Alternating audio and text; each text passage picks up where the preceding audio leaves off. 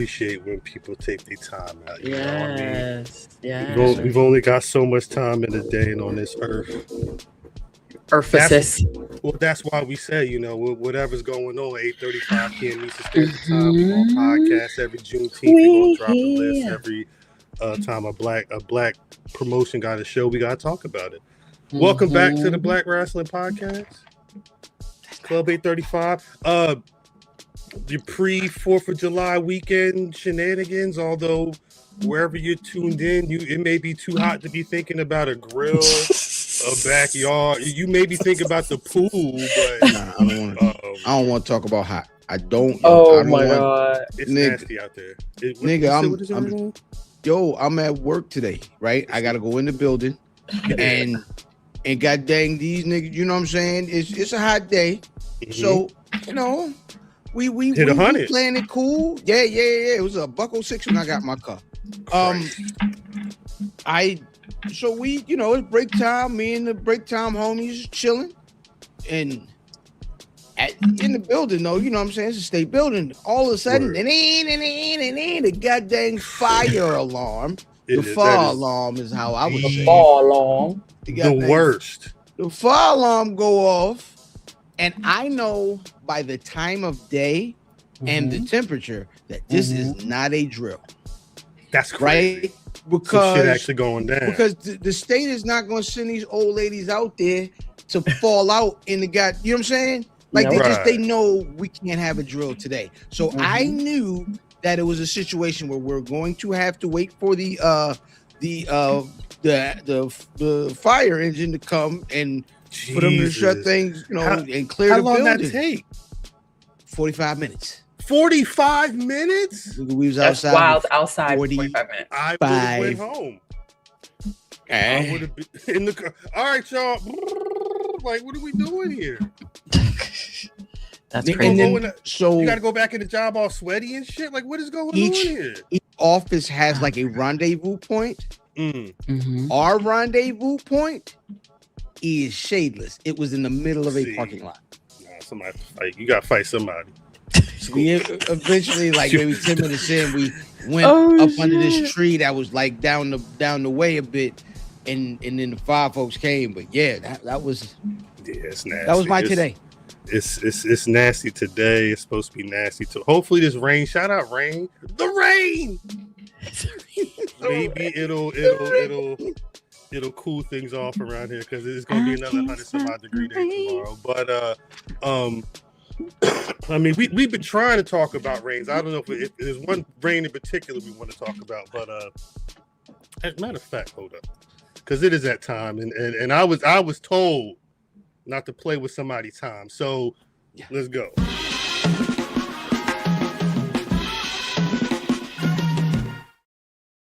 When you see the horns, when you hear the horns, you know what time it is. It's always a special time, and we got a special guest, a return guest. If I knew how many times she'd been on the pod before, I would let you know. But what I do know is that I got to see her not only do the damn thing at the top of the Ashe show Saturday night, but in quite possibly one of the most important moments on that Ashe show Saturday night, she was right there. She was right there supporting, like, amazing people do. There was a situation again. Working wrestlers is always running into situations, but I saw on the timeline she said, "Nah, it's 4 days. I'm already in this boot." So I want to hear about what's going on with one of my favorite guests, return guest, friend of the pod. I want to say, although I know she wanted to choke some people on the pod. No, it's just my cousin. It's just my cousin. See, I wasn't going to name anybody. I was going to name anybody. Do you know? Have you ever done a podcast with me before? I know. Have I? Miss Alexis to the Littlefoot, please come to the stage. I'm sorry. Let me get some applause going. Let me get Mimi up here. I like the Yamin. Let's get not Cal. That's not us. Don't do that no more. That's not us. Oh my God. She was doing it the whole Ashe. She won the match and did it. Matter of fact, hold up. because I got the image. I grabbed the image right before we started. She was hitting it. Yeah! I mean, that was amazing. That was it's absolutely fantastic. It's a staple at this point. Miss Littlefoot, how you doing? How's it going? I'm doing good. I done pulled over to talk to y'all real quick. Hopefully I appreciate somebody you. get me while I'm on this when I'm lacking. We Like catch me. I got all my doors. I don't know where I'm at. Do you travel with the heat? Do you know what I mean? Get you a concealed carry? You know what I mean? You got to keep it with you? No, That's sir, right. because I drive through way too many states. I gotta figure out if it's legal or not. dipping and diving. In jail. Damn. I'm in a state where you ain't supposed to have that.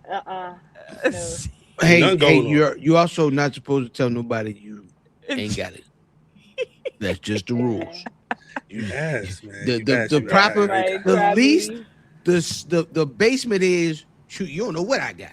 Right. That's the Right. basement. You That's don't the know. You basement. still don't know what I got. You still don't. That's right. You still don't. Miss Littlefoot, I first off, matter of fact, let me get my applause. Not this one. This one. Applause to you. Yes. I'm not gonna front. I hate my knee pad showing. I hate that. I hate when that happens. But you know, we were playing rough. I was gonna say it was a hard fought match. I mean, talk Yeah. about it. I was not familiar with Leah Knight until the last Ashe show, and when that match got announced, like it may have been this time last week. It was mad like right before the show, and I'm like, oh. That's going to be a challenge. Talk about picking up that match and what you gained from best in the night. Originally I wasn't even supposed to have a match at Ashe, so like literally Darius texted me the week before and was like, "Yo, would you mind wrestling Leah Knight on the pre-show?" Like it was like it was charity. I'm like, oh, okay, like yes, absolutely. I'll wrestle Leah Knight. Like, why are you asking? Just go ahead and book the match. Don't ask me. Of course I'm down for that. Leah Knight is again, like I can say so much about the talent that comes out of Firestar Pro Wrestling in Greensboro. Like LeBron Cozone is like a factory of fucking black talent. Like just everybody that comes out of that school is fucking phenomenal at wrestling, and Leah Knight has been somebody I've watched for a little while that I'm like, she's dope. I want to wrestle her. So much so that she was actually on my list of people I wanted to wrestle in 2026. So I'm so glad I got to knock that off my list because a couple people have gotten signed before I've gotten to wrestle them one-on-one. So it's cool to get that, and of course at a place like Ashe where black talent is highlighted at the forefront. A lot of people told me after that match that wasn't a pre-show match, it was match one. So I'm that's dope. That's very happy about that, and it's one of my best matches I feel like at Ashe for sure. How's a match like that come together? What do you mean? Like how do y'all put that together? Like when does that process start? Especially since it's on such short notice. How do y'all get things together? I mean, I've watched Leah for a while. I've also been at Firestar a couple of times while she's there and trained alongside her, like just a few times roll around. But like, it's not really hard when you have two people that. Obviously, you have a point to prove. Her first match at Ashe was, last show.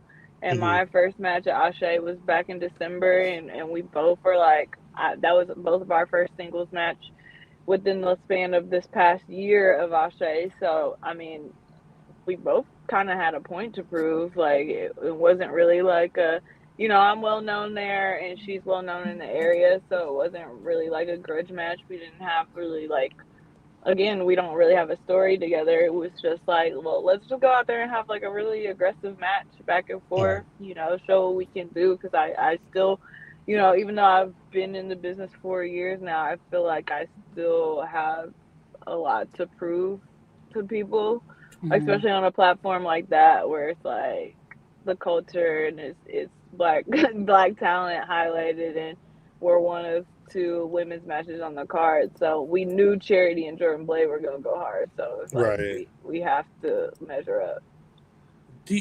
You mentioned her being a student of LeBron Cozone earlier, and listening to commentary, especially during the Rumble, I lost count how many people they were saying another student of Kozo, another. But the other thing that I've been hearing since the show on Saturday, and this is totally like, it's not 180, but it's the other side of the game, is just how dope the locker room at Ashe is. I mean, I mean, in your 4 years, where does the Ashe locker room rank for you in regards to other locker rooms, and why would it be something that what are people so hyped about it? I mean, it's a true all black locker room. Like, everybody looks the same, but we all have different black backgrounds. We all come from different places, and it's just a plethora of knowledge back there. You have Caprice Coleman, who's been in the game for so many years, and it's like, this is crazy that I'm getting to witness him wrestling for the first time. And then you have LeBron Cozone, who teaches pretty much everybody in the state, and is a couple of his students have been signed over the last couple of years, and in numerous different companies. So it's dope to have the new generation, the old generation, local to the Carolinas, outside of the Carolinas. I am from the Midwest, Kentucky, Indiana, Ohio, so I'm very familiar with Calvin Takeman, who was also in the Rumble because he's an Indiana guy. So like, it's just cool to be like people that I might have shared shows with, other places, or I'm very familiar with because we're from the same central location, to all come to the Carolinas. And it's like, it's nothing but black people. The crowd's black as hell. I said this, I think, on Mimi's show the week before, like, cutting promos and I can say certain stuff and it actually lands with the crowd versus like, a majority white crowd or somewhere else, and it might go over people's heads sometimes. There it's like, I do this and people get it. Like, they know, what it's for and what it's from. Like, they just get it. The theme song I came out to, Carisha Spin That is the song of the summer right now. Song of the summer, yeah. I know somewhere and people might not sing that because they might not know it, like if they're not chronically online. So like, I know some certain stuff that I can do specifically at Ashe because, the crowd is the demographic that would get it. Yeah. Yeah, I always love to talk about like nuance in those crowds specifically, because those are the things that they do. What do you do in your presentation specifically that like, touches directly to those folks? What do you lean into things more so in that crowd because you know they're gonna get it?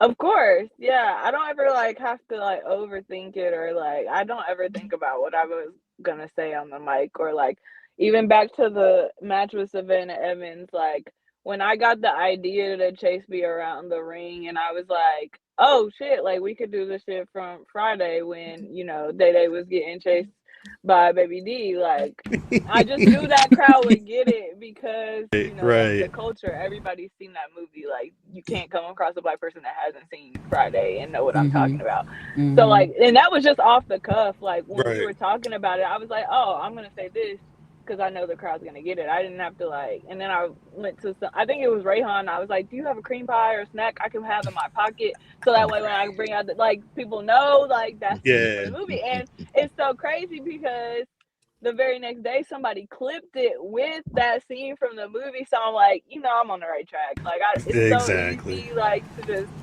do stuff comfortably, and I even had somebody was like, how come I don't see this Alexis everywhere across the board? And it's just like, I just don't have to turn like too much on when I go to Ashe. I don't have to like critically overthink things, and I'm also working with people that also get it, so it's not an extreme effort. It's organic. It's very organic. Correct. Correct. I guess we should hope. I'm gonna push a button right now. Hopefully, it's not a stick of dynamite, but is that? And he got his sunshades on.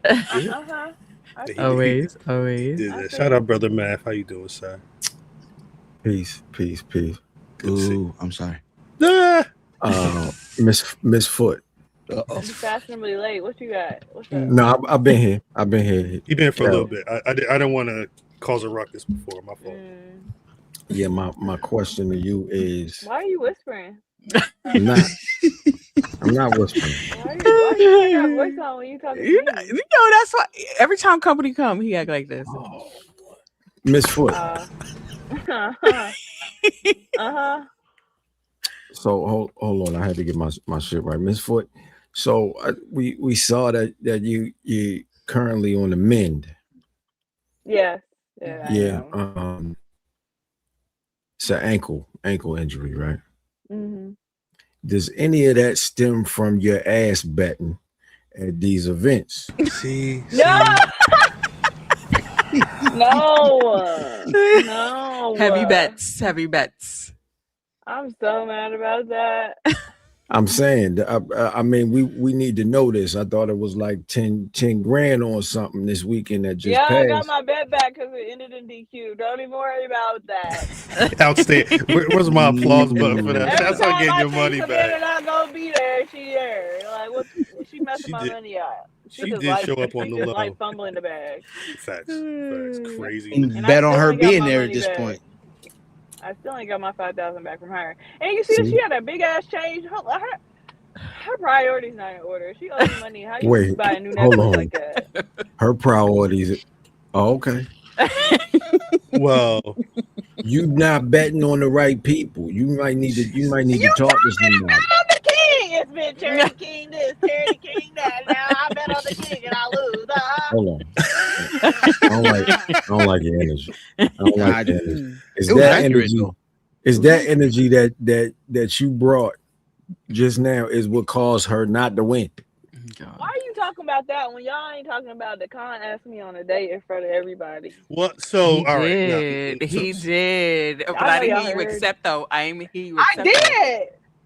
But two big black men got in my way. Well, I was gonna say I don't know how they jumped in front of me a line. That was ridiculous. I will say that this was a surprise. Mm-hmm. This was a surprise. Yeah. You see how I show up when I'm there. This was that shit. This was great to see. Yeah. And I want to know from you, the woman who was ringside, instrumental, and in the celebration, what's that like for you? I mean, you guys just became a tag team about 3 months ago, Sugarfoot, doing the damn thing. What's that like for you to be able to share it? Because that's dope success right there. That's a big goddamn deal. It is. I'm glad I got to help. Hold on, you don't think it's any? Wait a second. What you mean? You glad you got to help? What does that mean? I helped. Did you watch them? Yeah, I helped him win. She was there. Okay, make sure he gives you your credit. He just couldn't handle it. 5 seconds. I ringside. He couldn't handle it. So he wasn't spitting like this during the match. It was a different situation when Littlefoot was ringside. So he got nervous. He got nervous. You were looking good anyway. You were looking spectacular. No, spectacular. I just like the fact that I got to get this shot.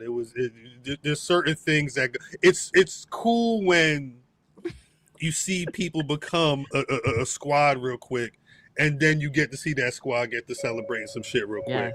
Yeah. Math mentioned you being injured. You gonna be on the mend for a minute? What's you were talking about being in a walking boot already today? I was in a boot for the last 3 days since Monday. It's the John Candy boot.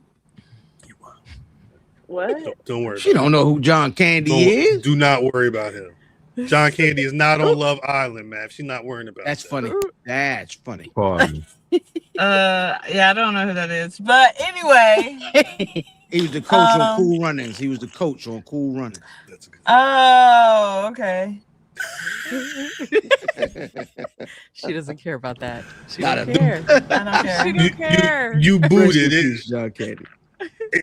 How long are we gonna not be able to see you? In the square circle. Who said you're not gonna see me? I'm trying to figure it out. Even when you don't see me, you gonna see me. So this like you are joyous right now, right? You are extremely joyous. I know how I maneuver outside in the streets when I done did somebody wrong. Right? You don't fear retribution. Oh Jesus! Retribution for what? What I do to who? What I do to somebody? Okay. Who my ops is? You tell me you got big baby Savannah running around. That ain't got nothing to do with me. She owe me money. She needs to be worried about what I'm gonna do to her. Okay. She ain't got to worry about. That's right. Catching the dog. Say less. But she also needs to be. She also needs to be worried about what Charity King gonna do to her, because it's one thing to hit Charity from behind, but when you looking down at her one by one, and she ain't lost at Ashe yet. So That's right. So you helping the Sugarfoots get their first championship. Tag team championship. No. Not I like it. What sort of, because that's my man's in them with the belts. Now watch your mouth, guys. I mean, just saying. Listen, when you got to talk, you got to target, right? That's right. Is that something that's, you know what I mean? Is that something that's in the cards? I like Ugly Gang. I don't know. I don't know if I would have. Yeah, you took a cream pie. Family. All right. You're wild. Whoa. Well, she requested it. No, she said that earlier. She said that's what I'm saying. She got the cream. Too much. I didn't need. Too much. Hey man, Meth, come on now. That's not. Don't play with me. That's not what I was. Whoa. Oh shit. Cream pie, yeah. All right, somebody gonna test your gangster, man. What I'm saying is, somebody gonna test your gangster. Don't play. Oh man, what I'm trying to say is, with you walking around with the boot on, what's the likelihood? The boot's off while everybody's. The boot is off. About me, the boot is off. I'm already out the boot. That's so we the on day 4. For the doctor or per you? I was told that if I can walk normally, I could get out of the boot. I have a brace on now, so I went from boot to brace. Okay. Damn. And then I'll start PT next week. So a couple weeks of that, and once they clear me from that, we good. But I'm moving in silence because I might have somebody I might want to pull up on. You know. I like that. So it's possible. We'll see you at the next Ashe, the next summer Ashe. Oh, I'm always be at Ashe. I was at Ashe even when I didn't have any matches. That's right. Y'all know this. That's right. I will always be around. My mouth not broke. I'm out of here. I can still talk shit. Okay. Thank you for clarifying. On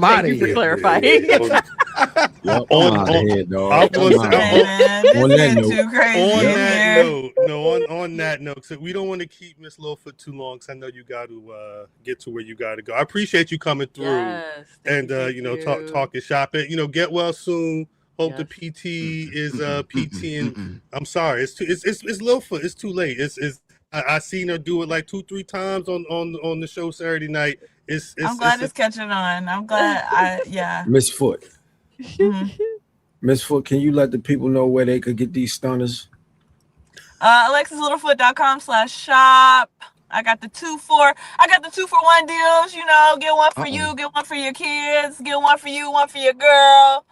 Get 2 for your kids, 2 for you and your girl. It's mix and match. You can do all that. I'm giving out deals. Shout out deals. Appreciate that. AlexisLittlefoot.com. Yes, I'm going to put this link in the chat right now. Go get y'all some stunners. Go get y'all some stunners. Go to the shop and get the shopping. All right. And tell it come with bad bets.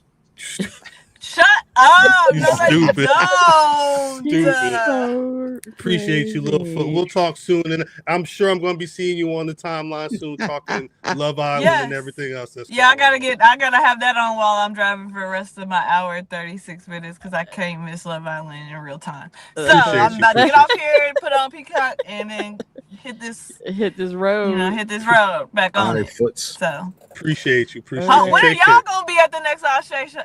Though? We try y'all wasn't to there put it last together. time. We try to put it together. I ended up having an engagement that interrupted me being there. An His engagement mouth wasn't broken neither. Yeah, I had to work. Work is work. So I did have my seats. We tried to give them away on the show. Nobody knew the answer to our trivia question, but I forgot about that. We're definitely in the house. Nobody answered. Yeah, we need to figure that out. Need that next date too. SMH. We'll figure all this out. All right, Littlefoot. We'll talk All soon. right, y'all. Happy trails. Here. Bye. Be safe. All right, shit. Damn. Shout out. Mouth Not Broke, the name of this episode. I put it in the in the it is definite. Shout out to Littlefoot once again. Appreciate the squad always. That O'Shea squad is that's all I've heard this week is that's the coolest, that's the dopest locker room ever. And I'm assuming Rock said he knew the answer. I'm assuming it was for exactly what she said because the culture is real in that locker room over there. Yeah, I think Mouth Not Broke is probably the name of the episode. Shout out Little to the Foot. Yeah. That's how it was awful. All right. It's the wrong place, huh? I also listen. My filter is non-existent. So no, I'm saying this is the wrong place for you to have that. I guess that's a Freudian slip. I didn't say anything. All I did was react. I don't. It's not a Famian slip. It's just fam. That's just your cousin. That's just your cousin. Your goddamn cousin in front of you, nigga. I can't let that shit rock. My brains out at the. I'm sorry. I'm doing a Menace rewatch. What you about to say? I'm gonna refrain from saying what I was gonna say. Why? No. Since when? Why? Yeah, you say whole names on the podcast. Yo, I was talking to this old lady and her beard was so thick. See, this is why I asked you to say what you was going to say. And I couldn't stop looking at it because I was like, yo, her shit bigger than mine. Pause. Oh, something's wrong. What type of beard was it? Did she have sideburns? No, she had the. I mean, she had the this, mustache, and she had. But it was lightly lined. No, you gotta stop. But this was heavy. Stop. It was heavy. Okay. You told me to say. Yeah, nah. She did. I said, she know you can't. Yeah, you can't put that doo back in the horse. Don't go back in the horse. It's too late. That shit on the ground now. And it you was a nigga here now. It was heavy here, son. Yeah. And I'm like, so she had the little mustache, and she had the yami under. She might have like extra testosterone in her body. That's a lot of people women that have that, like you see they have stubble. She a wrestler? Yeah, no, it ain't almost. I remember the first woman I seen you with like aggressive, like facial hair. There was it was a double decker. It's a double decker McDonald's in Baltimore. Sorry. Well, it was a double deck. It was a double decker McDonald's in Baltimore. And I would when I was working downtown, I would go my first job. I would go to McDonald's before work, and it was up one here, and I was a kid. So yeah, you can't stop looking. It's like a podcast thing. Mommy, look. Can I get a beard? Put your hands down. Put your hands down. Look. Put your hands down. Stop doing that to people. That's not how I raised you. Why she got a beard, mommy? You know I'm Bunny. My buddy. Miss Pearly from next Friday is crazy. Yeah, Miss Pearly. Miss Pearly is hilarious. Shout out cousin Jermaine. Shut up, nigga. I know somebody like Leave on her stash alone. Sierra said. She was nice. She was nice. You know what I mean? And I couldn't. I wanted to not be who I was. Right. You wish you were somebody else in that. Okay, who are you? Who are you? If in the moment, who are you? If you are you in the moment, who are you? Oh shit. Who am I? Yeah, like I'm shocked. I'm shocked. Nah. How like this? I am shocked. How old are you in that moment? Nah, do you notice? So Cousin is a really touchy feely nigga too. So I can't help it. You were scratching the stuff. Doing this. Like, damn, Miss Brenda, I'm sorry. Miss Pearly, my fault. Nah. Damn. This is even a little bit. Yeah, I cannot. Because I had to. Don't zoom in on a mustache, yo. You know what I mean? You gotta come here real quick, Auntie. Come here. Let me brush your mustache. Oh my God, I can't. YouTube.com/Black Rasslin. Y'all niggas terrible. Yeah, y'all are bad. Y'all are awful. I don't know what got into you. Cuz knew better. This what happened. Cuz get a little time off. He don't remember himself, right? He don't remember his station. Like normally, Cuz ain't no filter. You been at work too much. Yeah. No, it's hard. It's hard to remember. It's hard. You gotta either leave it on or leave it off. And I gotta leave it on or leave it off because I can't. The switch don't work. You know what I mean? Like I was. Shout out to the YNs. Shit. I was at work and shit, and I randomly, like when I'm having a conversation with my supervisor is me and my supervisor go back. It's one of my peoples. Mm-hmm. And when we having work conversations, sometimes I'm like, nigga. And I'm like, like I can't cut that off. Like you can't get me, you know what I'm saying? It's at a certain point, it's too late. Switch don't work. I'm sorry. I am fortunate enough where I don't have to turn my filter off at work at all. Yeah, I understand that. It depends. It's good when you're allowed to do that. I can switch on and off. I can switch on and off too. And I can hey girl with certain white people, but I can't hey girl with everybody. Nah, don't you dare. They gonna try to touch your hair. They gonna try. Oh no, they know better. They know better. Mimi, come here, Mimi, come here. Oh my God, you got your hair done. That's so nice. Yo, Can I see? Did I tell y'all?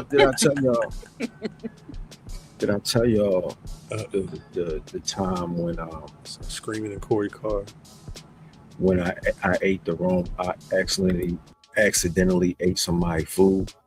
The wrong in the food. In the office. Yeah. Why did this? How? Tell the story. Tell the story. So shout out. Fam can't even understand right now. What happened? We haven't had story time in a minute. Shout out to That's what I'm saying. Shout out to Miss Cheryl. Miss Cheryl retires on Tuesday. So shout out to Miss Cheryl. I love. She got a mustache? No. No.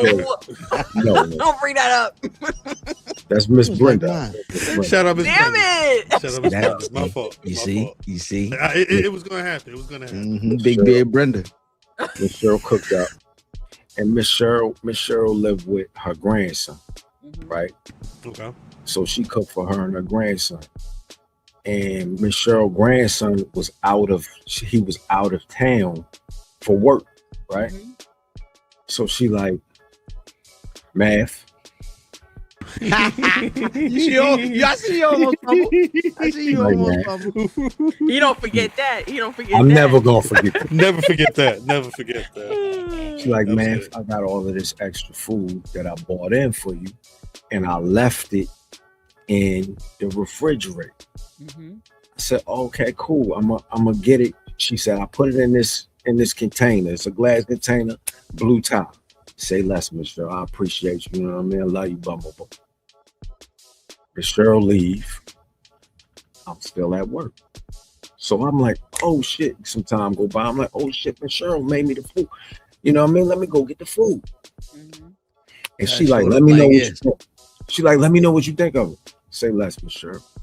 Going in, eating. Blue top, glass container. Eating.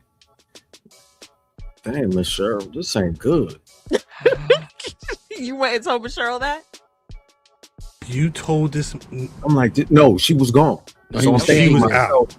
I'm thinking to myself, Miss Cheryl, this ain't good. So I'm going to, you know what I mean, clean up my Tupperware and all that shit. I'm like, Miss Cheryl amped me up with this bullshit, but I can't tell her it's bullshit. Right. Just say appreciate it. I'm washing. Yeah, thank you. Yeah, for sure. I go wash my shit out in the kitchen, and as I'm walking back, this white lady says, "Hey, is that my Tupperware?" I said, "No, this Miss Cheryl shit." You said this Miss Cheryl shit? Yes. Just like that, Miss Cheryl shit. Absolutely. Okay. Proceed. Miss Cheryl shit. Okay. Lady stuff. I walk it back, put it back in, you know what I mean? Put it on Miss Cheryl desk and I leave. Supervisor come around. He's like, "Hey, did you have something to eat today?" I'm like, "Yeah, Miss Cheryl left me." He's like, "What color container was it?" How do you know? No. Now, how do you know? You gotta get yeah. Let him get there. I'm like, it was in a glass container with the blue top. He said, "Did it have rice?" Yeah, how'd you know? Yeah, here's your food here. You mistakenly ate so-and-so's. So I go back to remembering it's the white lady with the cat. You ate the cat food? And she made it. Had a cat hair in it. But you ate cat food and rice at the that day was eating Friskies for 3 days. I was sick for 3 days. See? all right, I'm gonna be honest, cuz when you started the story, I was wildly disappointed. Right? I didn't realize what had happened. Because that story isn't as bad as I thought it was going to be. What did you think was gonna happen? I thought you just ate the wrong food or whatever. But somebody else. But when the mix up was way more fair than I thought it was going to be. Yo, I did not get it right. And she was like, and I'm like, yo, why is this shit so nasty? Why? And I couldn't. And then when I figured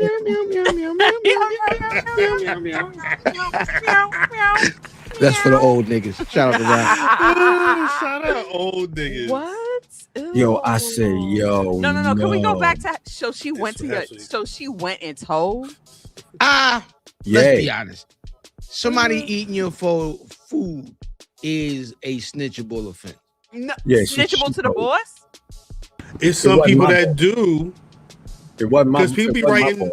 But it'd be people that be writing notes and shit. Whoever like at this point, you either fighting or telling. Like you eat my food. Like if I spent all night over the hot whatchamacallit and then came in and I knew what that second day was bull. Now that lady wasn't that mad because the food was trash, but like it was righteous too. Like if you made it and you like, yo, tomorrow I'm about to fuck this food up, and then this man, then I ate it. He took a bite and threw up in the plate and then washed it. There's no way nobody is eating my food because I put a big ass Post-it and then I put a tape over my shit. Yeah, but so did Miss Cheryl. I'm like, oh, Cheryl did that. They got that food fit the description like a nigga in Pioneer City. You see what I'm saying? Torn, the main one, talking about why you telling this story. Nigga, don't comment, nigga.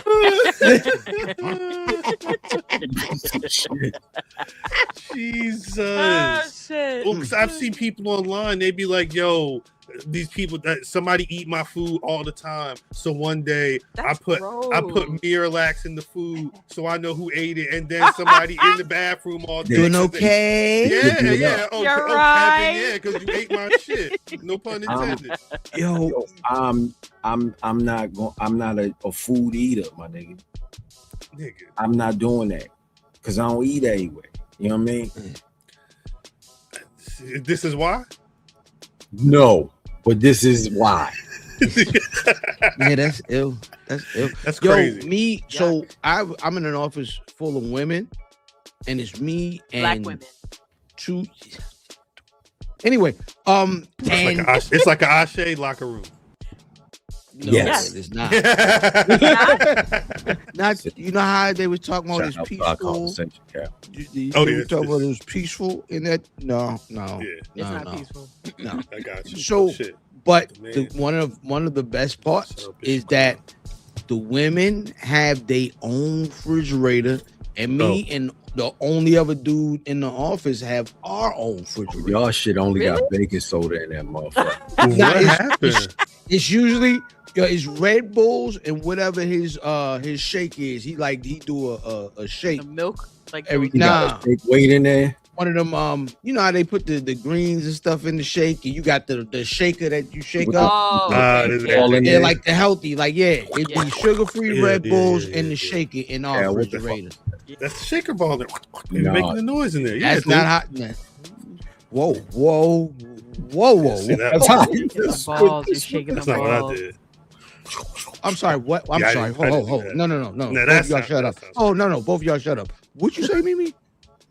Y'all was shaking the balls. See, this is what I'm talking about today. It's not just everybody's had a chance.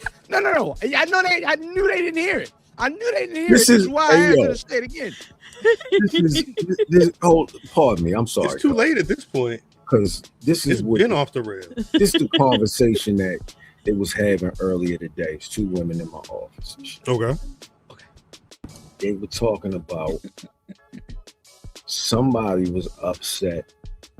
Somebody was going to see Usher, right? Mm-hmm. And they were talking about what they would do if Usher bought them the cherries over to him. Are these single women?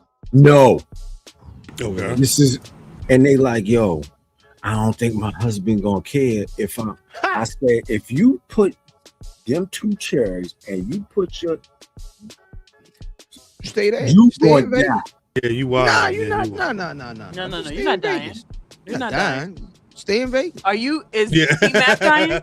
Stay He's in not dying. Vegas. Stay No, in Vegas. you could Usher keep them.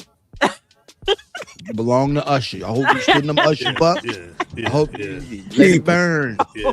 Go Let ahead. it burn. No, yeah, let it burn. Go ahead, let it burn. Now they be like, Hold go on, with you- God, go with Usher.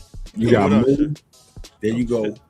Shout out to the And- good brother D. And Yeah, pre-al. let's- It's now Thank pre-Ursh. you. Pre-al is now pre-Ursh. Pre-Ursh. Free Usher Free is Usher. Said this crazy. why I watch BRP. The wrestling talk is just a bonus. The wrestling talk is just a bonus at this point, although there will be a decent amount of it this week. Shout out to D. Wait, Good can we brother. talk about one thing? I want to talk about this video of Wait, so the Pooh Shiesty? that one, and I want to talk about the other one, the Ray What's J the one. Ray J and Orlando Brown. I don't. So we talked about You the don't want last to? time Ray J had a Can't see boxing match. So Ray J had. Remember, Ray J would sleep in the hospital Yes. after getting beat up by the Yes. super hot fire nigga. It was like a couple Yes. months back. Oh, I when he don't told think- y'all he was about to die. when he said And he he was about told to us he was die, about to and die. then he had a boxing match, and then He once- was dying again. Well, he got out the hospital, and since he's been out the hospital, he's been drinking with Adrian Bronner and them on the stream, talking all the stuff they talk on Kick. And then it popped up that I thought it was a joke, but in August, Ray J and Orlando Brown is supposed to have a boxing match, and they had a press Battle of the conference. former child stars. It's really weird, and but it got a child star. Huh? Was Ray J really a child star? Yeah. I mean, That was Frank's son. Sinbad. You remember Frank? You found out Frank was his daddy? he was young. Well, he was shit, on that's Sinbad. He's been around for a while. You know what it Brandy's is? brother. Yeah, Brandy brother I really knew been that, around but for a minute. the fuckery has erased all No, that other shit. That's why I say he's been around so long. He's probably lived a couple of. Remember, he had a whole era where he was the I did it first for the love of Ray J. Like that was damn near 20 years ago at this point. The tape with Kim Kardashian and whatnot, and then he had a third life. That's funny, Corey. How long ago was it that Orlando Brown. That's very funny. Who's who? No, I wouldn't say that. I wouldn't say that because on the timeline they were like, you a "This is pussy what it hole." looks like when the special ed kids come out and talk to each other. They not special ed. They not special That's crazy. ed. That's crazy. But the reason I asked because the reason that we bring this up because The comments under that fucking video. I'm sorry. They had a press conference the other day and they did the face off. I mean, Orlando, like Ray J's got a good amount of height on Orlando Brown, but Orlando Brown. My theory is they got appearance fees, and I'm assuming Orlando Brown said, "Give me mine in cash." I don't know what the stack was he had in his hand, but he had a stack with a yellow band around it, and he slapped Ray J across the face with the shit like in a cartoon. He wiped his face like a duel, and They don't have problems getting her to show up to the like fight. he smirked a little like a duel. I don't know how he ain't punch him in his shit right then and there. Y'all boxing anyway. He's not showing up to the fight. You don't pay. He already got paid. He done smoked the money. He's not gonna cut your grass. He's not cutting your Orlando Brown gonna be standing in the ring by himself. I'll be right back. Just give me the money now, and I'm gonna come back. But I need my shit now. I need my shit now. I'm gonna come back. I need my shit now. I smoked the I need that TV shit looking back. ass. Or Orlando is winning because he's crazier. Is a solid comment. He plays crazy very well. What's your favorite? What's your favorite Ray J moment? When he was I got two. Okay. One is the scene in For the Love of Ray J. Just get one off and come back round. No problem. Yeah. Danger, she smashed the homie. Y'all remember that? They made a whole Danger, song about the girl who he was supposed to be on the show, and they found out she had the Mike Tyson. She had been in jail and shit, and they found out that one of the homies in the squad had been with her before. Tom Green, the former MTV, Danger. She smashed the homie. They made a whole song about this shit. Again, this was early. This was VH1 20 years ago. I'm sorry. Mimi, favorite Ray J moment? Are we live? I don't have any favorite Ray J moments. Right. I have oh my god, you are a fucking asshole moment. When last year, the year before that, for 2 years, I've been on this reality kick. And so the Love of Hip Hop Miami, he was out of control. Like, I've never seen a man the way he does. Like, it's like a female. It was more enraging. You've seen them before. You've seen a lot of niggas acting like yes.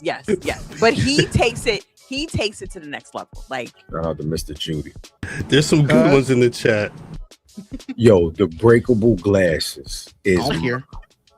They're unbreakable. I don't the care. unbreakable glasses. Unbreakable. They're unbreakable. And he cracked them shits. Yo, he broke the Oh my god. They're unbreakable. Yo, Speedy is a jerk, yo. Now I'm telling you this.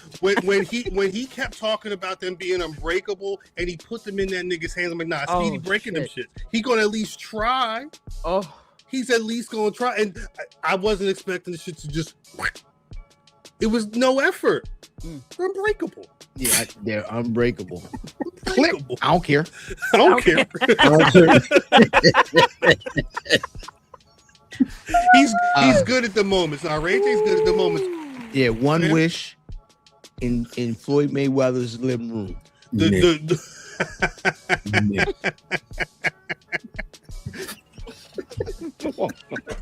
Him being friends with Ray J with Floyd Mayweather so ironic right was now. a It's whole Yo, thing. Floyd is the right now. worst friend I picker know. of all time. thing. The Floyd irony. is the worst friend Oh my picker God. of all time. It's really bad. It's really bad. It's That's really your bad. man? Not for One long. wish. One. Well, because that friendship turned into him beefing with Fab, and that turned into like the first viral moment on Breakfast Club On the when he called Breakfast in the Club. radio. Yeah. I can't even Wow. say what he was saying on the radio on You YouTube. They cannot. would take the whole channel pool, down. outdoor pool. Indoor pool, in out. I touched that nigga. Talking what? But yeah, there was all that, and now he's an aging, dying young star. Like, I don't know Star. what the term is. I don't know what the term is at this point. Like, How what is long? he? How long has Star. how Has long he has been it been? Yeah, Since- it's dying. It's July. He fought in Sooner than that. Early June, late May. I feel like it was sometime this spring. It wasn't that long before the match. That it was weird that he took the boxing match, but whenever it was weird that he took the boxing match because it wasn't that long before he had the match. I knew he was lying when he said he was dying and he had issues and he couldn't pinpoint what the issue was. I knew he was lying. He's a bullshitter. He'll sit there and he'd be looking at you dead ass like dead in your face, talking cash. Y'all talking like y'all don't know people like this. We do, but it's more theatrical. How you think I knew to identify the shit? I think that era of niggas remember Bow Wow was fronting steadily on the goddamn. Remember he put the thing up to the window with the plane, and then they found the shit right online. I might be just that era. Hey, how long has it been since Orlando Brown used the song Bop to tell people that he did it to Ray Simone? Jesus, that's a great question. He's a fucking another one. Yo, I was on the same era of niggas. Remember when I was on my Zeus shit and he was on like that Bad Boys? So there's a Bad Girls and then there's a Baddies Club and then there's a Bad Boys. Yo, that shit is 10 years old. I'm sorry, you were the only person watching. You were the only person watching it. You were the only one That's watching. Funny. Giving Zeus my $5.99 to watch fuckery. Okay. Early. Should have sent was that. Like, yo, I can't stop that money watching to the shit. actual Zeus. Yo, I have V watching it. I have V cousin in Tiny. here watching it. Yo, we were like one more episode. One more episode. So bad. It's like this is watching that shit all day. All fucking day. And you know who got me into it, right? That fucking Krishan. Yes. Krishan Rock. We remember. Yeah, we that remember. Damn Krishan We remember. caught me in the fucking Zeus Matrix. And look at her. Now I said, give me back my fucking $6. Shut up. Was Zeus. No, well, it was cheap. That's what got you because it was dumb cheap monthly. It was cheap and I was think when fuckery, black fuckery. Was there a $3 one as well? Yes, like that TV. I was on that shit the too. Nigga tier? Is that the nigga tier of the No, it was a separate $3. It was a separate app. It was a separate app. It was like you could play the full price, and then the other it just say selection was Yo, like, hold on. Cal, we gotta bump our shit up to $4 a month. Yeah. Pay the 4, pay the 10. Pay the 4, Because if pay we the 10. under Zeus, if we and like that, and the like that we 10, not charging more than Zeus. no, just give me $3. Oh shit! Oh shit! Yo, that fucking one. That one was just straight like anybody could fucking do that shit. Anybody. yo, why we ain't got no show? But because we got to fight. We on it right now. They were people. Oh my god, it was terrible. It was awful. The shows must be super bad because there was one that I was trying. There was a fight that I saw on Instagram. I was like, I don't know where I can watch the show, and I'm not paying $3. So I tried to find the full fight on YouTube, and there was only so much. Like they've cut so much of that content from YouTube, I guess, because it's just nothing but people getting bust upside the head. But the ones that they have a Krishan Rock, they hire more security than it is people on the show. It be 12 women in a like a room with 2 bunk beds trying to square up with each other. Is that double homicide? 8 dudes in security shirts, just like, hey, get the fuck out the way. Wait. Are they fighting for the bunk bed? They're fighting for they were anything. Trying to fight Krishan. But it's like, but it's over anything. It's like knocked them out. She knocked them bitches out. Okay. You said my feet was dirty last night. Oh, I'm a dirty feet bitch. I'm gonna beat you up today. You gonna beat me up? Watch how I bust you upside your head, and then she busts them upside their head while she's smoking up. Hold on. That's the chick that was wrestling like Kurt Angle. No, I'm talking about Nikita Lyons was on the Zeus. She was on Second Chance. She was on Second Chance. No, I'm saying I know who Matt's talking about. It was a woman. It was 2 women squared up outside the truck. Outside the truck. She was like in a stance and shit. Like Kurt Angle. And she did like a Kendall Gray. Yeah, she flipped the chick, but she had on like a thong. With no shirt on. Like I think she had a dress on that she took off. She took the dress off to tumble with the girl. But then she was talking about Jesus. Like she was shot out. Jesus shot from the at. Bronx. And then she was talking about Jesus. Joe, Maybe. that was Jocelyn's Cabaret.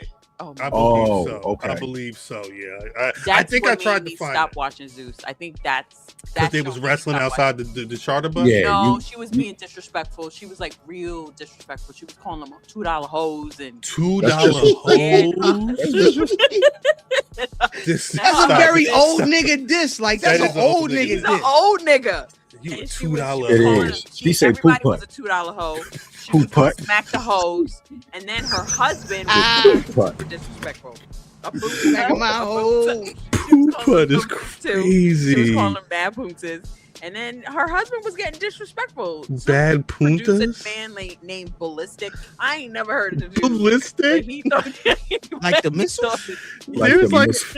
There's 15 Yeah. questions I got out for what you was talking about just now. it was terrible. Ballistic. It was awful. I fucking wanted to punch him in the face, and I was like, you know what? Don't do that. I should not be no watching nigga named content and Ballistic. feeling this way.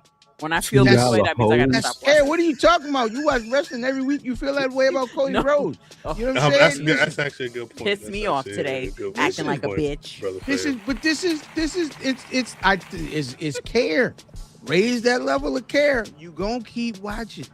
That's I just how it did. works. I took It my don't matter $6 which back, way though. you care. Hold on, Mimi. Hold on. What? $2 hoes didn't get you interested. Like No, when I it got me hear that, mad. It got me $2 disrespect. I $2 hoe felt had like me it was a lot. It was like intrigued. because it was a Yeah, bunch of tough. young girls. They were impressionable girls that really wanted to make it in this cabaret. Have you ever heard of a Jocelyn's Cabaret tour? Nobody's Fucking- going to know Jocelyn. She was selling. They was at ads. 2 She was o'clock selling club. those girls. Nah, they was at 2 hold on, o'clock she was club. doing what? She They was was at selling 2. the girls.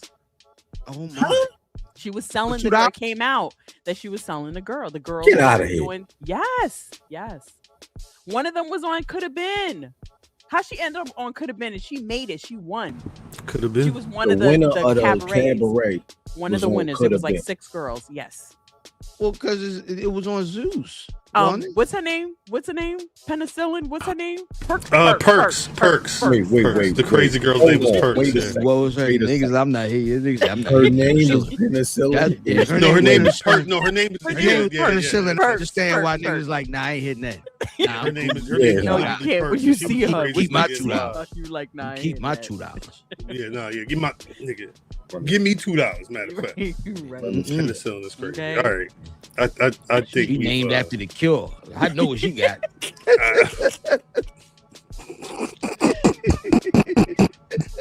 Oh my God. We're starting. Yes, Mariah. We gotta start this damn All show.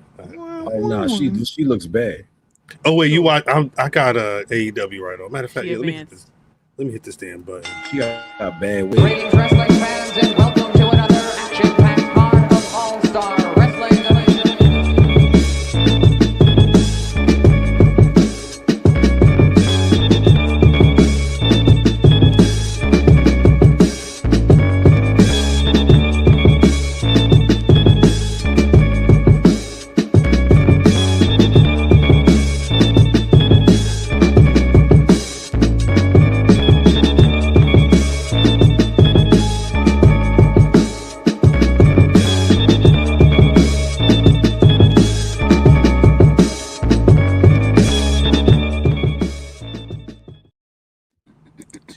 Welcome back to the Black Rasslin Podcast. You've been rocking with us for the last 58 minutes at this point. Shout out to Miss Littlefoot. Yeah. Big up to Suge D on his title, regaining his title, first two-time Pan-African World Diaspora Wrestling Champion. And clearly, you know that God is still working on us. As always, it's your boy Cal. I still ain't got no title. I ain't win nothing this week. But we still here. I don't know if I say happy early 4th of July. Stay cool. Stay cool. You saw that you know the rule. You see that the squad is on the line. Miss Mimi, say what's good to the people. Woo, woo, woo, woo. Woo, woo, woo. Guys, you know you better watch out. Watch out. Them girls, you know they're only a about that thing, that thing, that thing, that thing, that Duck next door is going crazy. thing. Shout out, brother fan. Hey guys, I am like y'all know, ill fam, brother fam, all that. My name's Earl, right? My Shout name out. is Earl. I am named after my father, so I'm Earl Jr. That being the case, IlFam79 on your social media choice, the only EJ that matters. Shout out, brother Mav. That was beautiful. That was beautiful. Cow. Absolutely I'm in love the it. back of the limo, no demo. This is the real. Oh shit. We're breaking niggas down like Evander Holyfield. Shit. Yeah. To the next episode. Mm. We make money and we really don't love hoes. Damon. Outstanding. That's right. Outstanding. Not Shout them out. $2 ones either. Not them Not the- $2. Not them $2. Y'all Hey, yo, mean, y'all remember G's up, hoes down from Doggy Style? Yes. It was only on the tape. It was only on the first precedent. Then it was a Isaac Hayes sample they couldn't clear. I never saw it on the CD. Oh really? I was on my CD. Mhm. It wasn't on mine. Which Did you version get did you yours? have? Yeah, that From Columbia my house. cousin. From Yeah, my that Columbia cousin. house. No, I got his CD. Oh my god. He got the 1 penny CD. That's what that was. The 1 penny. Shout out to that. Shout out to that era of music. Shout out to Dapper Dan and Midas. Yeah. Hopefully all is well. Doing God's work. Nah, for real. It's just ain't no Niggas time AC to play. on. Nah, for real. Keep that shit on. Fuck that shit. It's just it's nasty out there. Off. Nasty. I want to, but then I look at the temperature. I'm like, you can't. My shit was leaking. Mm-hmm. Mine was Hey, too. yo. Yeah. Ooh, penicillin.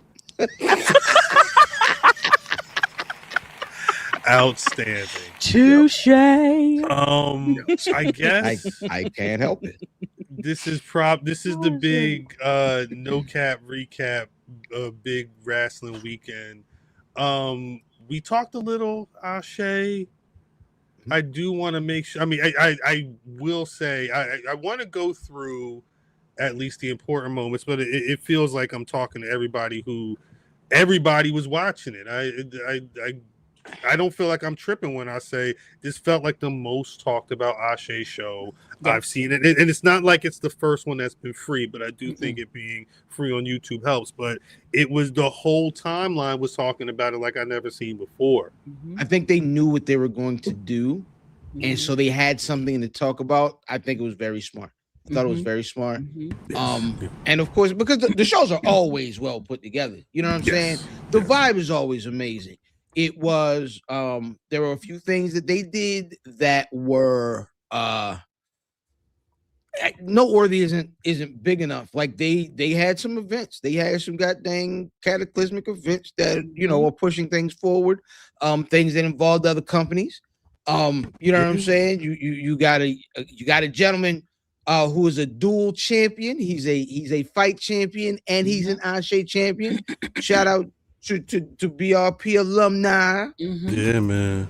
Jordan Holt, and also, you know what I mean? PAWDC, sure. You got two guys that won the belt on Ashe, but that's the fight championship. Now we won't have a fight show till October, other than DreamCon. It's but good it's to good see. that he's gonna keep it alive down there. Nice. I think, in talking about a show with, cataclysmic events, I think, like I mentioned earlier, seeing Khan, I was not ready for Khan to be there with the title. And I think Chris Lee was on the commentary, like, don't they got a show on Sunday? How'd that work? But I appreciate that. I appreciate that he did this. I appreciate that he stayed. Because he wasn't supposed to be in that battle royal. He stayed was in the battle royal too. I appreciate that he at least did that. And there was, because I'm a fan. And so I was just like, why do they keep bringing it up? They just need to stop bringing it up. But I get it. You know what I mean? it was a thing. Like something had to happen. Yeah. Right. No, I was gonna go. I told feel like you I he was made gonna it. go. I was gonna go look for. I was gonna look. What we gonna do, cuz? I was gonna show up. Hey Tony. Hey Tony, you tell that nigga come down here with that belt. See what we gonna do. Like, you mean? Come outside. But he came outside and he didn't just Shout out do that to one Rona, match. too. Yeah. Is the way he brought that nigga out. Like I love it. I love it. And he was a good sport about it. And just seeing him come in that battle royal again and just being there and I loved it. Bell to bell, absolutely love the show. I love a show, I love a story. And Billy Dixon and Darius Lockhart. Yes. That story trickling onto the timeline. The constant tweets from Billy it's beautiful. I love it. This is what I love to see. Yeah. When did Darius get so spicy? I know. He's been a little more. He wasn't that nice. I like it. He was spicy. He was spicy. But I think the thing he's just been cool since Ashe. He's been cool. It's been what 3 years going on at this point since the beginning, and one of the first segments on that first Ashe show was Darius having Billy Dixon come out there in particular. They were supposed to have a whole thing. I don't even know if they announced what was supposed to happen in that segment because Darius Carter came out and it started that whole Darius versus Darius situation. That was the first Ashe show. The culture. Yeah. Yeah. It's crazy. It's crazy to see how long that's been, and I think that I'd have to go back and pull up the poster that Billy Dixon did for his last couple matches, but he mentioned he had Ashe on there a couple of times. It's two shows. I'm assuming we're seeing what his final program in that company is going to be, and that if there's only been a couple like no DQ, like real. I'm assuming this may be one of those knockdown dragouts. Because they writing letters and putting them on Twitter and shit. Like this is beyond promos on YouTube. Putting up video like screenshots. Yeah, that's fugly. This girl is fugly. Like I absolutely love that. Yeah, love it. Love that's it. Cool Love to it. see. Love it. The show started with like for me, the way there were so like consecutive moments of me standing up out of my seat. I'm sitting in my basement, and I like I know there. you know what I'm saying? Mad that you're not. Right. No, I was pissed. It was a good one. Getting a win. Yes, shout out Littlefoot once again for that. Yeah, yes, that was good to see. Because that Leah Knight, she ain't no bullshit. No, and it was a great match. I just love to see her progress and be so comfortable in her skin in the ring. I loved it. Oh, they must have they let Corey off that week. They let Corey up. It stopped. Wasn't nothing dropping last week, Corey? No, he spent all the turnbuckle talk money getting down there. Oh, see. Okay. We never know what's in the bank. No, it's in the gas tank. Corey got something new. Corey said, "I got to get to North Carolina. My mouth ain't broke." I didn't say that, Corey. I didn't say that. Yo. Oh man. We mentioned it earlier. Probably the biggest surprise of the night, aside from that, was Ugly Gang defeating TME for those the Ashe Tag Team Championship. Shouts out to Jordan Holt. Jesus Christ. 2 time or holding 2 belts. Jordan 2 belts at this point. That was dope to see. The Charity King, Jordan Blade. What they had a bang. They was slapping the shit out. They had a whole slap fight at one point. Again, wasn't expecting Savannah Evans. Literally, the whole shit is up there, and you really should. That I watched the Rumble earlier today.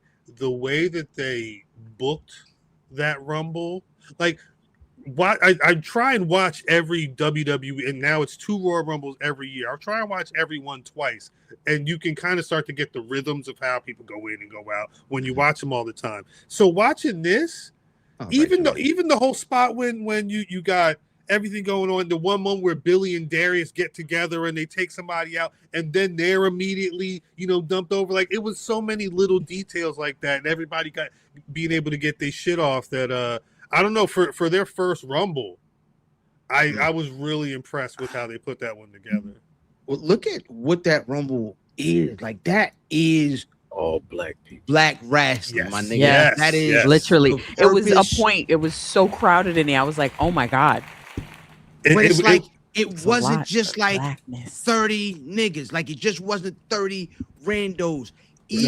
Each person that came to that ring had a distinct style, nuance, story to them, who they were, a separate character, and it's like our wildest dreams when we was sitting there watching goddamn Coco on Butch Reed. Is like, this all we got? Yes. And Darius told us, no, that's not all you got. It's not all you got. You get the world. You literally get the world. You got Chris Lee running in there and wilding the fuck out. He like fucked his lip up. He showed Thought him he was gonna like kip up. Yeah, thought he was gonna kip up when he hit the move. I thought he was gonna kip up. If he'd have kip up, I'd have lost. Nigga, we the same age. Chris right. You already got an Emmy. You doing a damn kip up too? Wait a second. I'm sorry, guys. Who is this with AJ Francis? I gotta turn. Oh, the guy with the his manager. The little dude that been talking. So I saw him on the timeline. I didn't know that they were connected. It was completely hilarious. I'm sorry. I just derailed the show, but you're good. You absolutely love this guy. I've seen him on his own. I did not know that they were together. But go ahead. Okay. It's new. I thought he was an influencer. That's funny. That is funny. I'm sorry. No. You're good. You're good. Please don't be mad at me. We do it all the time. I think we don't speak French. You do it all the time, nigga. I feel like going into the Rumble, a lot of people may have thought that Billy Dixon was going to be, just the way that things was going on. Correct. To see Yaya, not only I'd have to look and see what the entry numbers were. I think they got him somewhere. Yaya entered fairly early, and he got busy throughout that. And I know Brother Fan was happy. Yaya winning that to get a future championship match at the end. His rematch. Got it. Well, it's like, I don't know how many people in the booking committee, like, the easy thing could have been given that win to Billy Dixon and having that be the storyline at the end. And maybe it could have even been something where Lockhart gets involved in that and they have that be the final match or whatever. To stay homegrown, to stay with the people that's been down since the beginning, and to say we're going to make a choice on who we think could be the future is it really to me it kind of shows where that focus is, and it's not just the now. We're now, but we're also thinking about the next. Do you remember our conversation with Darius Carter, and we were talking about who's going to win that title? And specifically, he must have watched the week before. He was like, "Yeah, nigga, ain't you fam? I remember you fam. You want Yaya to win because you want some homegrown talent. Sorry." Yeah, I do remember that. Now that you mentioned it. Sorry, but the dope part about it is it shows that, like, they pay attention to things, but also, like, they have a direction, right? They ain't just doing stuff.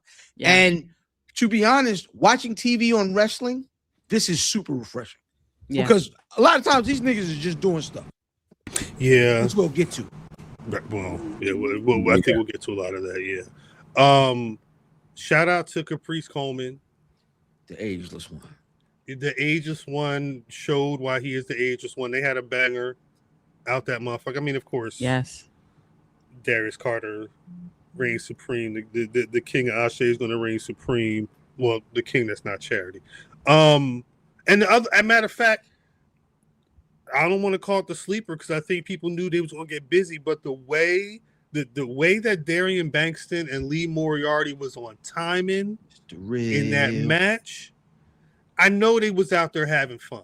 Mm-hmm. That's I the know one it. see. You should watch that. I'm not gonna speak to. It's on the Patreon. Patreon.com/Black Rasslin. It actually went up today.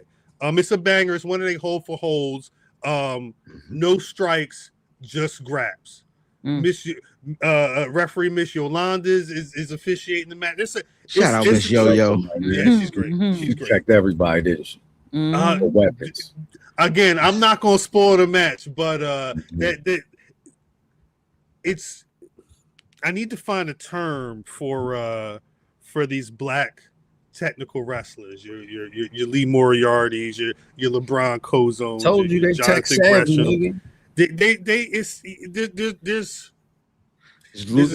It's the Lupe Quali League, yo. The Lupe fiascos. There's a stamp on this emerging group of black technical wrestlers that when I watch when I get to see Darian and Lee Moriarty in a match, be able to really bounce ideas back and forth and show that niggas really can rap like y'all want to see people rapping. I still got to watch Darian and Zack Sabre Jr. from Monday night on the Produce Show. Nice. So do you attribute that to Norman Smiley, or are those Jonathan Gresham children? I think it's Gresham. I think a lot of the modern ones are Gresham because Gresham's been getting busy in front of them for a minute. Like you would either have to be at the Performance Center or watching like the smaller I shouldn't say smaller, but like the maybe lesser known Japanese promotions where Norman Smiley was being flown out there to be on some rapidy rap with these super rapping Japanese cats where it was just all graps and people go ooh just at people getting busy. But we're talking late 87, 88, like that. People aren't in tune to a lot of that stuff like they would be Gresham, Ring of Honor champion, 3, 4, 5 years ago, how long ago that was. I'm actually looking to see if the Big Wiggle was the inspiration for Gresham, and that's that Big Cat was Gresham's trainer. It's who trained under. So Jonathan Gresham, we may need to. I mean, it's something I've been doing. And shout out to Fam with Zack Sabre Jr. being one of his guys. Like I find I have my favorite white boy, yo. I gotta like find Eminem and 50. I gotta find the matches for Fam, which means I end up watching the match, and the match is always he had a match with Kenny Omega on Sunday. I don't know how much we'll get into that, but we should. And they did what they were supposed to do. They did what they were supposed to do. Kenny got his win, but they did what they were supposed. Again, wins and losses for the most part. The thing is on a night, but Kenny's got to get that win for the trajectory that he's trying to do with their storylines with their main event. But on a night in a show like that where it's a lot of rap and a lot of grabs, that's one of the shining stars. But before we can rap too much, but it's you gotta have, but no show. There aren't a lot of shows with that type of variety. They get Ashe gives you everything. Yeah, Ashe really. Ashe. I thought you were talking. Pardon me. I think there is some variety on the AEW show. I'm not gonna hold you, but I think with the way Ashe is structured, again looking at that 30-man Rumble, Movie Mike made sure that they did the clapper board before the match even went down, and then when his stance. He doing this like he doing the projector. Yeah. Like he was in for a long time too. Yes, he was. Yes, he was. And he's young. He's super young. And so you got to get a blood test on him and Wilkins. You fucking fast as hell, Ian Maxwell. I could have sworn Wilkins told me that was his cousin. Nah, Wilkins got mad. Wilkins got mad with me when I asked him about it. Really? Was he telling the truth when he said it? He said Earl. I believe anything anybody says. Yeah, it's true. They have the same body type. You gotta stop everything. That. That's very funny. That's funny. No, I asked him in Vegas. I think I asked him. He said, Earl, chill out, Earl. You lie with Jermaine. Norman don't get the love he deserve. Rock says, yeah, I think that's true. his career over here was like when he was getting busy, it wasn't where we could normally see it, and by the time we saw it, he was a character. The funny thing is, by the time we saw it on a regular basis, I should say, when you would get home from school and turn on ESPN, you damn sure saw him because he was the only one on there. And I remember this vividly because he was the one wearing the weird looking drawers. He had no knee pads, but he was a little dude. So, but it was always like they looked like they had padding. Cuz would always be like, "Yo, this nigga draws," and that's how we knew him. And he was the only black dude on there. He had a little natural. He had a natural. Wiggle. He looked like shout out my man Junior. He looked like my man Junior Step Pops. Shout out to Daddy Daryl, man. Shout out Daddy Daryl. But like to D Skill's point, anytime that I've had conversations like interviews with people at NXT, 8 out of 10 are bigging up Norman Smiley when they're talking about the work that gets done in the Performance Center. Like, and he's been down there for. I think that's the other part. When he was done in ring before the 2010s or whenever that was, he was in the Performance Center. Has been there ever since. Yeah. Well, I think it speaks to like it. So, like you say, we say he don't get his props necessarily outwardly. Like he's not one of them niggas that we put on, lists. Right. But like. The industry always tells us, like, no, keep him around because he knows what he's doing. He's one of those. You know what I'm saying? He's been steadily at that Performance Center. I feel like before NXT was like NXT. Yeah. Like that's what I'm saying. There. Yeah. I'd have to check, but when I watched the shit in Japan, we'll get to Night of Champions in a sec. When I watched the shit that he was doing in Japan. Months back for what you call for the Patreon, I was trying to piece together his career, and I think that's kind of what it was. It was when he was done with his in-ring, he went to the Performance Center or whatever it was at that time, and that was maybe 3 years before NXT really became like a regular program or whatever. So yeah, he's probably got a lot more sons and daughters than we realize. Just because of what's going on down there. I don't know. It was probably the mic working normally. Exactly. I think you got that 100% correctly. WWE Night of Champions. Speaking of just doing anything. Well, yeah. Let's look at the results because it's just interesting how things work, right? Well, first off, shouts out to Mimi. Mimi we see she was like 4 for 6 with her picks, something like that. Oh. New disputed predictions champion. Not you, Mimi. We talking about we was talking about the graduate back there. The graduate. I didn't see. Shout out to graduate. No, shout out to graduate, but yeah, graduate been there all night. I didn't see him. Shout out. All that goddamn money you talking about, but yeah, how about that? Shout out Mimi. Mimi's our disputed predictions champion currently. Completely disputed. SummerSlam is right around the corner. Should have picked Ashe. One year we should probably only do Ashe picks. That's the anniversary. That'll be. We'll have to talk about that. They kicked off the show. Oh, shout out to my world of AEW right now. Obafemi is your new King of the Ring. Kang out of Rhine. Big Kang. He cut a really good promo. He did. After that match. It made me think about like having to be all like out of breath and like you just damn near killed this man, and now you gotta he got to cut a 5-star. It was good though. He seemed ready, right? Mm-hmm.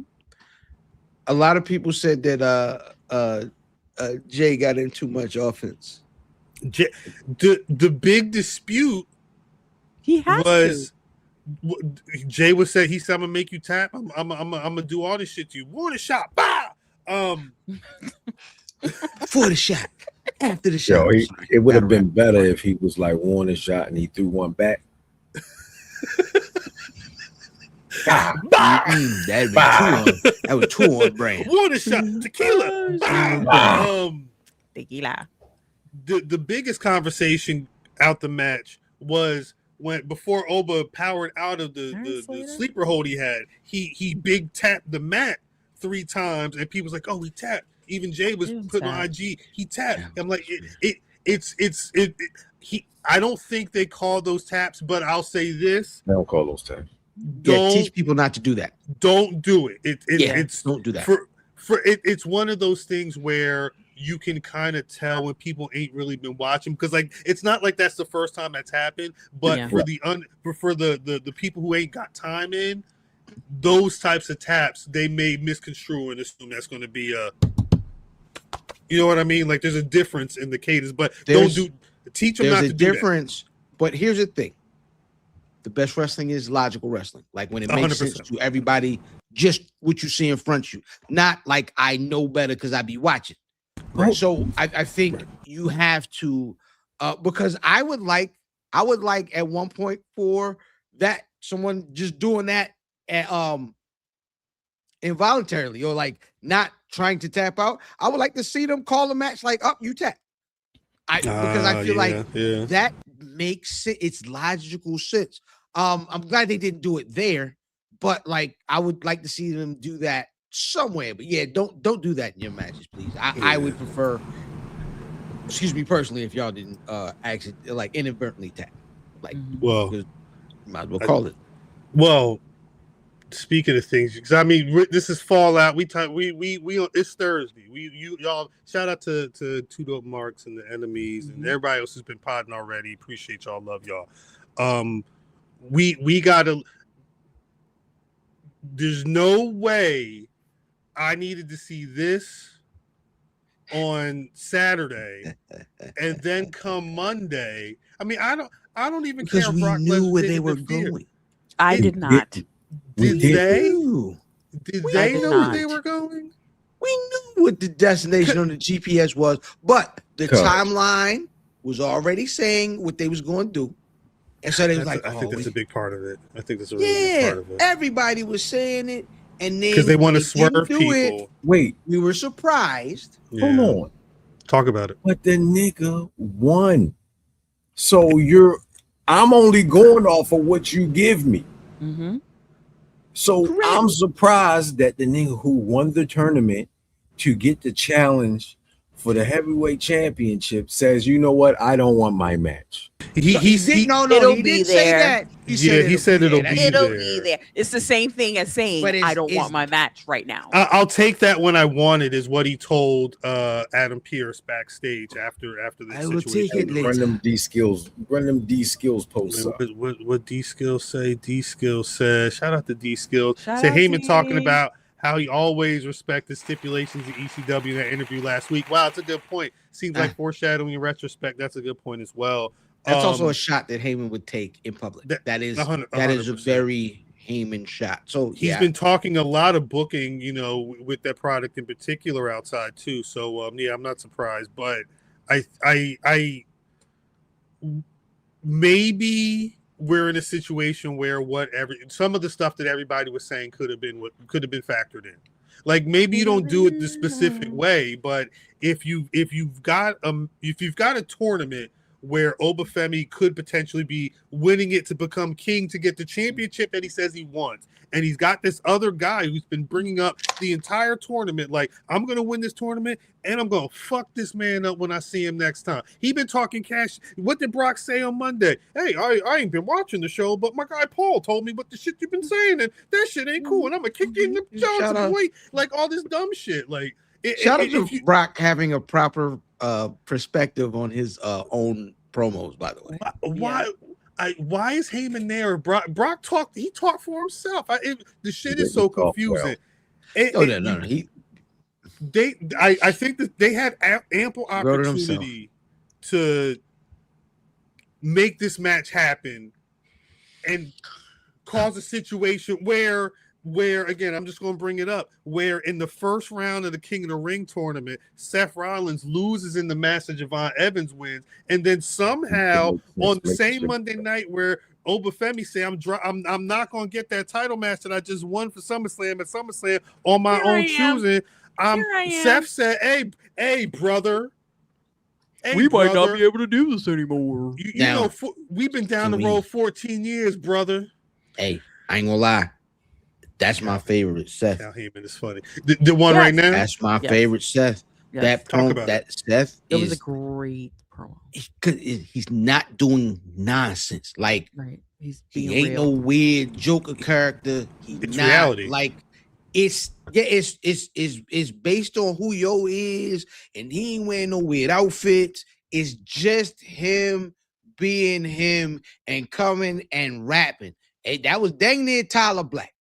You see what I'm saying? Yeah. And him coming now and getting a chance to just kind of be good at wrestling and good at talking, which both he's good at, great at. He just came down and did that. He wasn't necessarily a good guy or a bad guy. He was just a guy telling the truth, and it was very entertaining. And I mean, look, it was emotional. I feel like it was a little emotional. People were like, "Oh, they had tears." I don't know about the tears. I don't know about tears, but I mean, I don't know about that. But I feel like it was. It felt a little too like something underlying else is going on, because I feel like it was a fast track. I'm hoping that SummerSlam is not where it ends, because I think this story should go a little bit longer. But they've been peeping at each other for a minute. They've been kind of like have, but I feel like I feel like the Shield situation was so deep, and so they were like, I don't think there's a faction that is like them since. Right. And so given the fact that each one has gone their separate ways, found great success in their wherever they have ended up, I think that, and everybody says, oh, never say never, but I don't think Mox will be a part of this, but I feel like Mox should be a part of this. Mimi want Mox to be a part of this. Yeah, because I feel like it would just be, for the Shield fans, I think it would completely close the loop. But I doubt that we're gonna get that. I just got a text. Just got a text from Moxley. He said F them fans. He just said it just now. So, but I feel like it was fast, and they didn't have to get here as quickly as they got here. That's why I think it was jarring to me. Monday was jarring. And you guys see, I was in the text like, what the fuck is going on? I do not understand what's happening. I don't know if I like the whole Roman thing, but I don't know how we got here so quickly, why he would even say what he said about, I'm gonna get the title will always be there. Are you sure? Like, right. I don't know. Like, you know what I mean? Like King of the Ring and Queen of the Ring is a big deal. It's supposed to be a big deal, and I feel like it's not really a big deal anymore. It hasn't. For a long I don't know time. if it's been a big deal since, like a legit big deal since maybe King Booker. Maybe. Yeah, and that was 20 years ago. Right. Yeah. Right. So I just feel like I don't know about this. I feel like and then some other stuff was on the timeline that really was disconcerting. I was just like, Jesus. Like, I don't know. Neil said we not see the Shield till Hall of Fame, Mimi. You're right. I think you're right. I just feel confused right now. I feel very confused. Yeah, I'm confused. I'm confused how the show wasn't awful. It was a good show. Night of Champions. A good show. Yeah. I think it was a good show. I don't think that it was great, but I think it was good. But I just feel like the aftermath is super confusing. It's just because they didn't do what they were supposed to do, and then they told you to eat it. Like, they were like, "This is what we're gonna do. What you want?" Yeah, it felt very hodgepodge. Like Monday Night Raw felt very pieced together.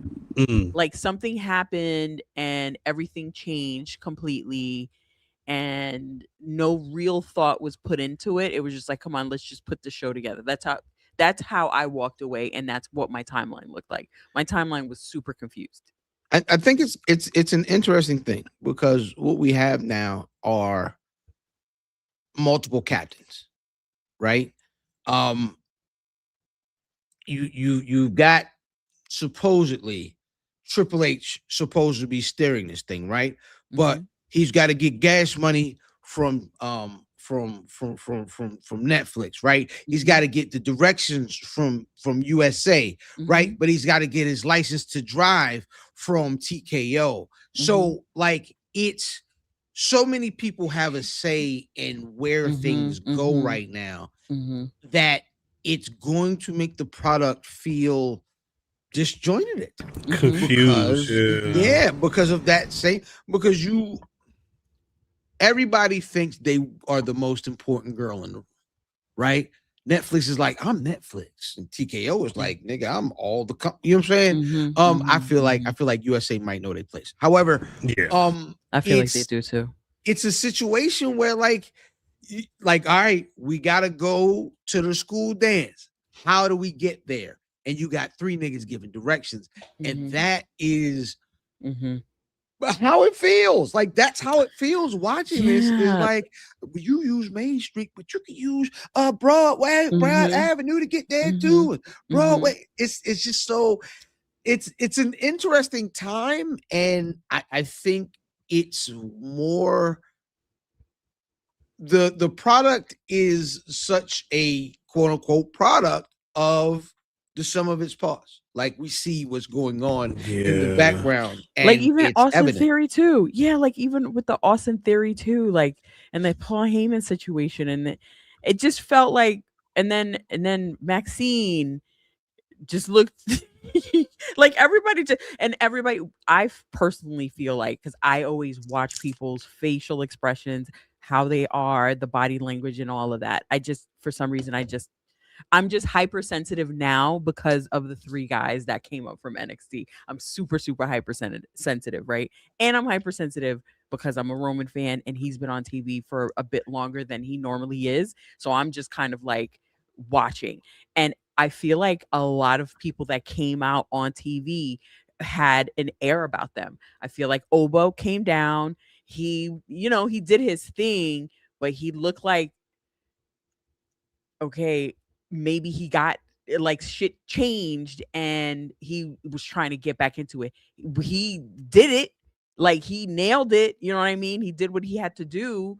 But everybody just felt a little out of place, and I don't know. Again, I feel like if they had thought about things, like if Dr. Matt Hatton says he feels like they've gone to the Roman Seth well too much. I mean, if they felt like that was the plan they were going to do, it probably would have just made more sense to have Seth win the King of the Ring. Right. Have that moment, and show your work. Yeah, just do it. It's at the very least it gives a reason for him to have the match, because he is dope and he's not really been in, like Roman said, that was the first thing. What have you done to even ask anything of the tribal chief? Like he really had. Remember, he was the 2 nights before he was wrestling Braun Breaker in a cage. But one thing he did say that made sense was when it does come to Roman, he doesn't have to be on anybody's line. He could just walk up to the front of the line, and that was truth. I felt like, you know what, that's truth right there. I think, speaking of truth, I think that was the beautiful thing about this was in watching it back earlier, it felt so like we've had the conversation that they had on here of Seth is the only one that hasn't beaten Roman since he won those titles during the pandemic. The fact that he's had these specific moments. I had the win when I with the briefcase. I had the win, and when I took Paul Heyman, I had, you know what I mean. Like he has the timeline intact. He knows what's going on, and I think having all of that ammo, it does make it so like a King of the Ring win or whatever isn't necessary when you can just pull that card, but. On the flip side, this is why I'm talking like just like I think he should have just done it. I'm confused at this. Yes. Not that she won, because Io Sky is going to be the one that's going to win and have the title matches. But again, if you're going to have Io Sky and challenging Liv Morgan at SummerSlam, why does Io Sky have to beat Liv Morgan at King of the Ring? Right. Well, in the Queen of the Ring and Night of Champions. I'm not super mad at that, because at least logically, it's the champ is one of the best, right? And then this is the person who should be the number one contender, winning and knowing in her mind, she was like, I already knew I was gonna win, and I knew I was gonna pick homegirl, so ain't no need for deliberation. Let's get to it. I am not super angry at this, because at least there's some logic behind this one. I don't think Liv should have been in the tournament. Period. I think that's interesting. Yeah, that's weird. That's the biggest part. Is if we know the destination, I don't know if you need to have the match before you have the match. Do you think they don't got the horses? Do you think they think they don't have the name? Because you have to, if you're gonna have a card with 6 matches, like everybody's got to be a dog in those fights. Like who else would you think? Who else do you think would have made sense in that final to give some sort of, I guess, heft, like weight to that match? Like who else do you put in that match and makes that matter? Because Raquel, so Lovely says Raquel. I think Raquel was one somebody was Raquel right now for me, like feels like what the reverence for her is a good hand. Like that's what the thought is. That's how she feels like in the realm of the women. She don't feel like a dog yet. One of them niggas that's going to be a champion next week. But you had the whole, you could have ran your Judgment Day shit, because you had 3 Judgment Day members in there, right? Mm-hmm. Yeah, Roxanne was in a Roxanne lost in the match that EO won in the Fatal 4-Way. That's what I want to see. You probably would have ended up having it would have, the way the brackets were done right now, it would have been Roxanne Raquel in the semifinals. In the semifinals, and I guess you could have done that would have been great. But and leverage their story. To answer Fam's question, especially because she hasn't done anything, and it actually would make sense. Fucking Charlotte. How did she lose that? I would have Charlotte lose. Charlotte was in the match with it was Charlotte, Jade, Lyra, Sol Ruka. Mm-hmm. Yeah. Charlotte and Jade, they're continuing their shit regardless of whatever's going on. Mm-hmm. Lyra has got the whole shit with Bailey that they set up. Sol's not. I don't know if Sol's been on the show the last week or two. Bailey may be going. She may be in AAA at the very least. You could have had Sol Ruka and Liv Morgan had a return match from the night after Raw, and you could have even had Sol win that, got the match win over Liv. You could have done the shit where Danhausen did the curse then, and then you could have got Sol and Io at Night of Champions. Io still win and continue to, because I want to say Io got a win over before, and that become one of them. It's a building storyline there. That's what I would have done. I'm gonna give Danhausen the curse me before the next picks. Keep going. I'm sorry. For the human monies. That's funny. What else? Everything you do, it don't crumble. Trick Williams. Boy, we black. Ricky Facts. Trick Williams, Ricky Saints. Trick Williams won, obviously. Shout out Trick. I saw a lot of conversation online. I think a lot of people ain't been paying attention to Trick Williams properly over the last year. I thought it when people were talking about why he was number 1 in the 50 this year, and then this conversation about him in the main event and what he can or can't do. And I'm not saying Trick Williams is a co-zone. I'm not. It's not the same. Now you're not supposed to be a co-zone. It's not the same. It's not his job. But that's and I think that's the problem. People are forgetting. Like there's so many people when it comes to everybody else, it's the number 1 job is to get over. Mm-hmm. Your number 1 job is to go over there and get over. And what is Trick Williams doing if not going? Not only getting himself again, the man was so good last summer. He put 3 companies on his back, and then 1 company got a goddamn TV deal. What the fuck is we talking about? He wasn't doing it just because he was dope on the mic. He was holding titles and shit. I don't think people understand what impact means when it comes to that word impact, and I don't think they understand. I don't think they understand impact. That's it. Impact. Trick can't lead. They call it TNA now. It's called TNA now.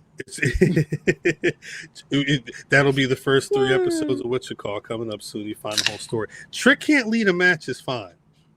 Yeah, it doesn't matter. That's not his job. Like this is the thing. Now, I'm even okay with that opinion. I don't know how to right. And not to say that I agree with it, but it's fine. Like people want. This is the thing. Jesus. People have their ideas of what like the ideal professional wrestler is, and the truth is, there are several different jobs on a wrestling show.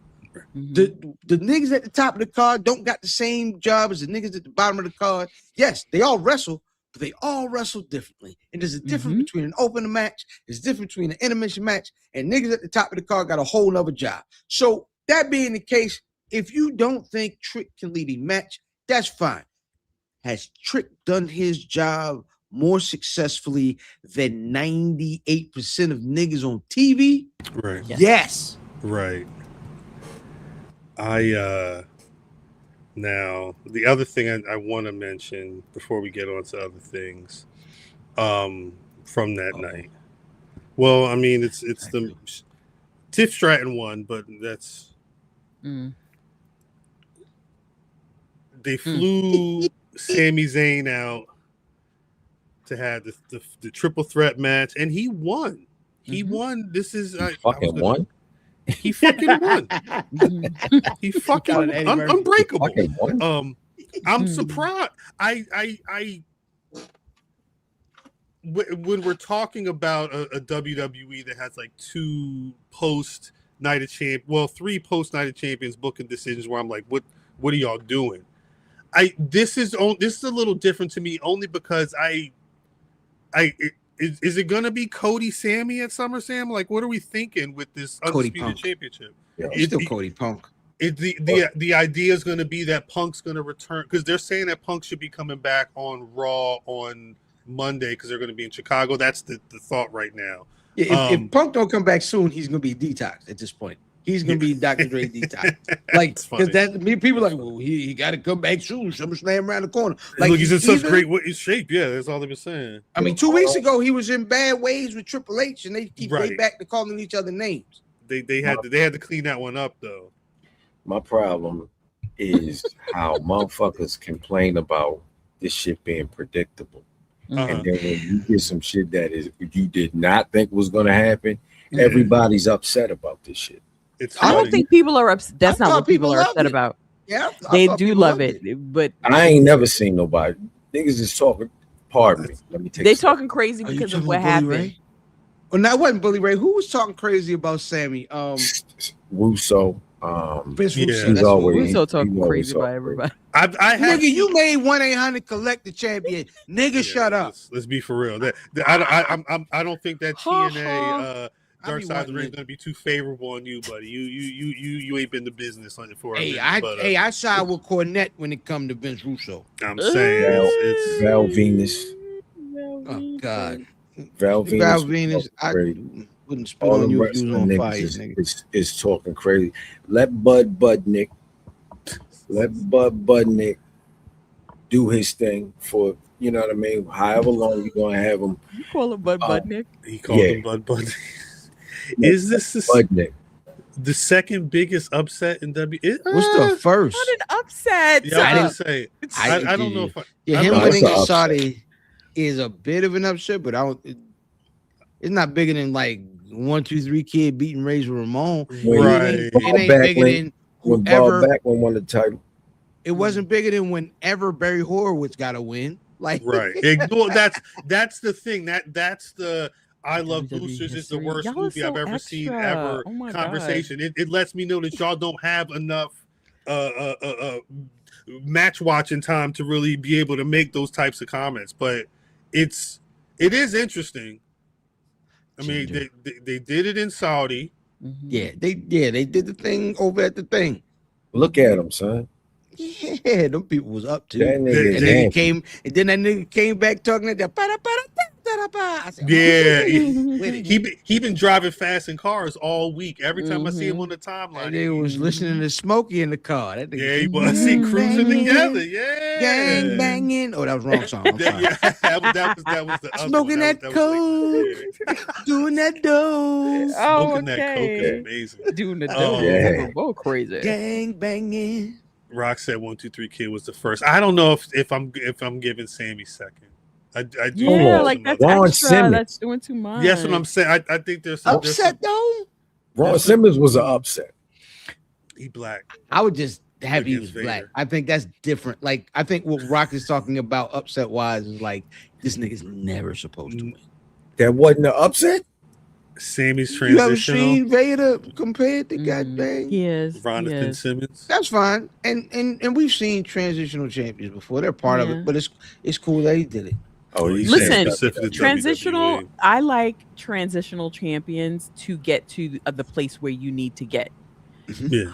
I think Next what's week. name just Next had week. one of the great You saw that? guy? transitional champion runs That's it. we've ever seen. Awful. Are Are you watching it too? Darby. I got AEW and I do not. I did, honestly. Oh my god. Shout out AEW for having Collision on tonight.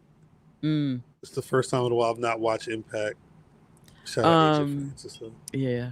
He didn't come out. Oh yeah, he did come out for a little bit. But Shout out to them. I think that what were we talking about? See, that's yeah. Stop. God dang it. It's hard. It's No, hard. it's not. It is No, because if you I got don't that. watch it tonight Oh. while I'm talking to y'all, I won't watch it at all. I won't go back Never and watch gonna it. watch it. And I don't want to be that girl. Okay, I have to have a process. All right. This nigga talking like the Joker at this point. Any other stuff?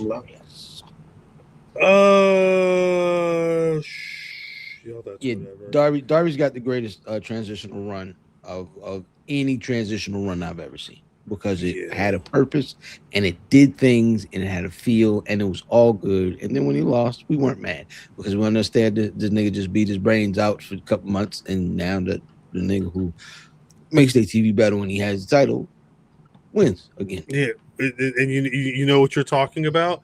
People who are taking time to think about when somebody should win the title and lose the title and then give it to somebody else. And again, it's the one thing that frustrated me about Night of Champions is this is going to be dope. Roman Seth, I am here for it. Mm-hmm. It's a much I'm with easier way to get there, and you ain't gotta. Super murder blurted out, ain't he? Yeah, he is. He is. They are tripping. Yeah, I'm tired of both these white boys. He had the all black Tims on, but yeah, everything else was bloody. I said, Well, West Coast niggas don't know how to put wear on He shouldn't. set colors and didn't give a fuck. He don't give a shit. And it's creased up. It's creased and starched up, cuz. Yeah. I need to talk to a West Coast nigga about this. About this? Yeah, is he tripping? Like, what in the hell? One week he throwing it up because at first I thought He was in Baltimore throwing it up, wasn't he? Hey. I said, wait a second, fam, what is fam talking about? What is? And then when I was like, oh, okay. Is he tripping though? All right. Isn't that what you want? No, not in real life. He is tripping.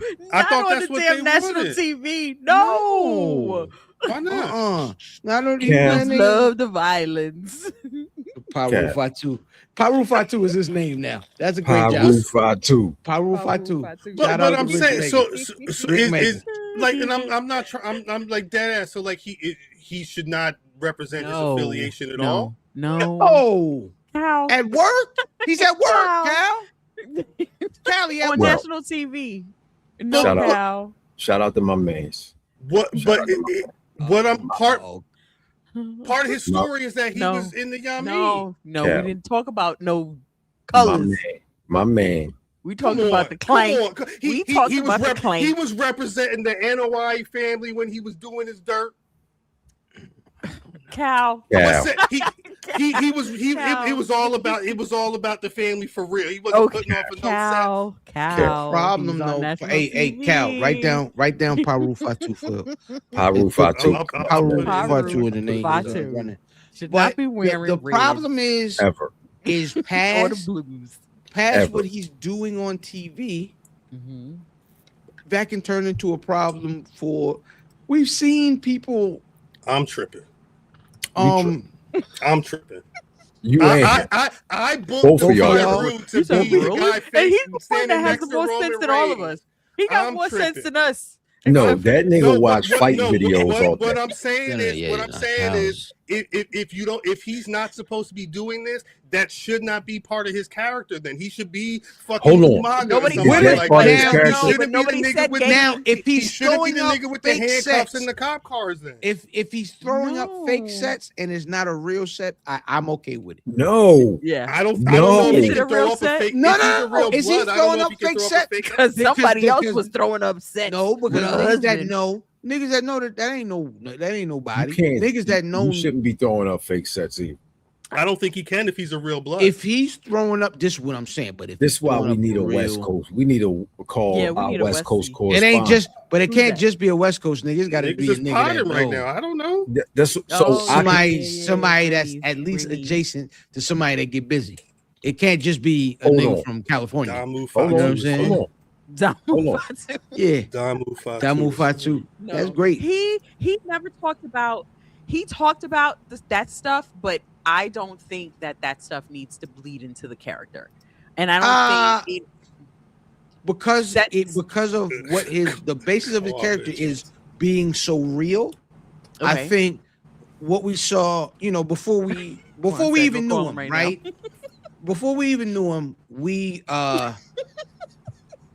we saw those promos where this nigga was out there wherever he was at, and he was talking about, it's real, and he was Mhm. down, and he was really in jail and all that. Now let's keep it a bill. the one with the Newport and the Hennessy bottle. yes, right? Okay. Like that's part of his ascent. But like if he is really, Graham and Jizzle is probably the niggas you want to ask. If it's real life, I don't have a problem with him playing with real life as long as he don't really attack real life. Because once you throw a setup, You can't throw a fake set. you can if you're a That's what he wrestler. say. He's a wrestler. No, I'm waiting. I'm waiting on my blood. mans to hit me back. Right, but my thing is if you throw a real set, is you throwing down off a real set? If you You understand what shouldn't I'm be saying. throwing up a set at all. Anything, no. But that's who he is. We know he a West No. Coast nigga. He's wearing Hold dicky on. suits I don't think the and gang hat thing with needs the, to be a part of the what's program. Period. I don't think That's what I'm that needs saying. to be a part When of the did the program. gang Period. shit? When was the gang shit presented as a I feel part like of it's him? Ever. I I've feel like never it's, seen it. it might be new. It's new. I think the thing is he's been presented as like a thug. He He's used been to fake present presented Marshawn as Lynch. black. Wrestling Yes. Marshawn As Lynch. black. He's But- been but the thing wrestling is- Marshawn Lynch. Is who Yes. he is. But the thing is, I I think agree with added that, to Sam. that is when he's not wrestling, He also the throws character upsets. that he's presented has represented what he's affiliated with, to the point where the timeline every time he's on this Damu Fatu and all this shit is the conversation. I mean, it's, What is a that- Damu Fatu? I don't know what y'all talking about. I thought it was just a joke. It ain't a joke. This Nah. is what I'm saying. This is what I'm What? saying. It's a blood Oh my nigga. god! What? Damu is a term for blood. Blood Yeah. nigga. Yeah. Hold He's on. a blood. If I you don't didn't want wanna- him to do So no blood easy. shit in the Let's WWE, you don't Hold present on. him as a blood in the beginning. 'Cause Let's this is not. what you get. We He had can't not- Autobots he and can't not throw Decepticons up on blood. this He's side. not gonna wear red. all Decepts red the low dickies. life, son. This is him. What? Shout out My Sean nigga Tragedy. must be asleep, son. So I'm gonna have to get back to us with this But- one. But the thing is that he's leaning into it now. That is the No, Yeah, do you see what he got on? that got a he just black has it Scully on. with red on it to Straight match up in the Nah. red. I shit. said, wait a minute. That's yes. He put that on for a reason. He ain't just wearing that shit. yeah, he know no, what he this is doing. not. There's no mistaking in this. No, hold on. Wait. He has it on. At no point in time does he say I'm affiliated with this. Right. Correct. But he threw upset. He threw upsets. Yeah, like what else he got to do? He threw When up a did set. he Oh threw my up a gosh! set? That Was you- week, he got a last whole week, red last Dickie week. suit on. I thought it was a lie. I thought Fam was exaggerating. No. And then I This saw is the what I'm clip and I saying. was like, what? I This missed shit- it. I always miss it the first time. 'Cause And you then don't- when I you see the clips on the timeline, then I'm like, oh, wait a Yeah, minute. he's true. No, Tiana. would He said- listen. Tiana, that's not. Yeah, they all wear red. They wear hints But of this red. is- This nigga got a red Dickie This suit is on crazy. with the Yeah. Scully with Yeah. the little paraphernalia. He's He, true. I love it. No, I love it because this is what I'm saying. Though I don't think I only say this because Jacob Samoan Fatu, Suge. Samoan Suge is funny. Jacob Fatu. Namu is Suge Knight's dog's name. Jacob Fatu What? was who he Yeah. was before we got here. You know what I'm saying? Yes. All No, those yeah, that's right. promos that Jacob Fatu cut in the indies, smoking Newports behind the supermarkets and whatnot. When he gets out there and starts talking that yada I mean, that's where that come from. Yes. This is him. And I'll say it again. If you don't want him throwing up blood on the WWE program, you probably should have made him a different gimmick before he got there. No, how about you have some fucking sense? Mimi, I Mimi. feel like how it works is I don't think it's all or nothing, Cal. That's what I'll say.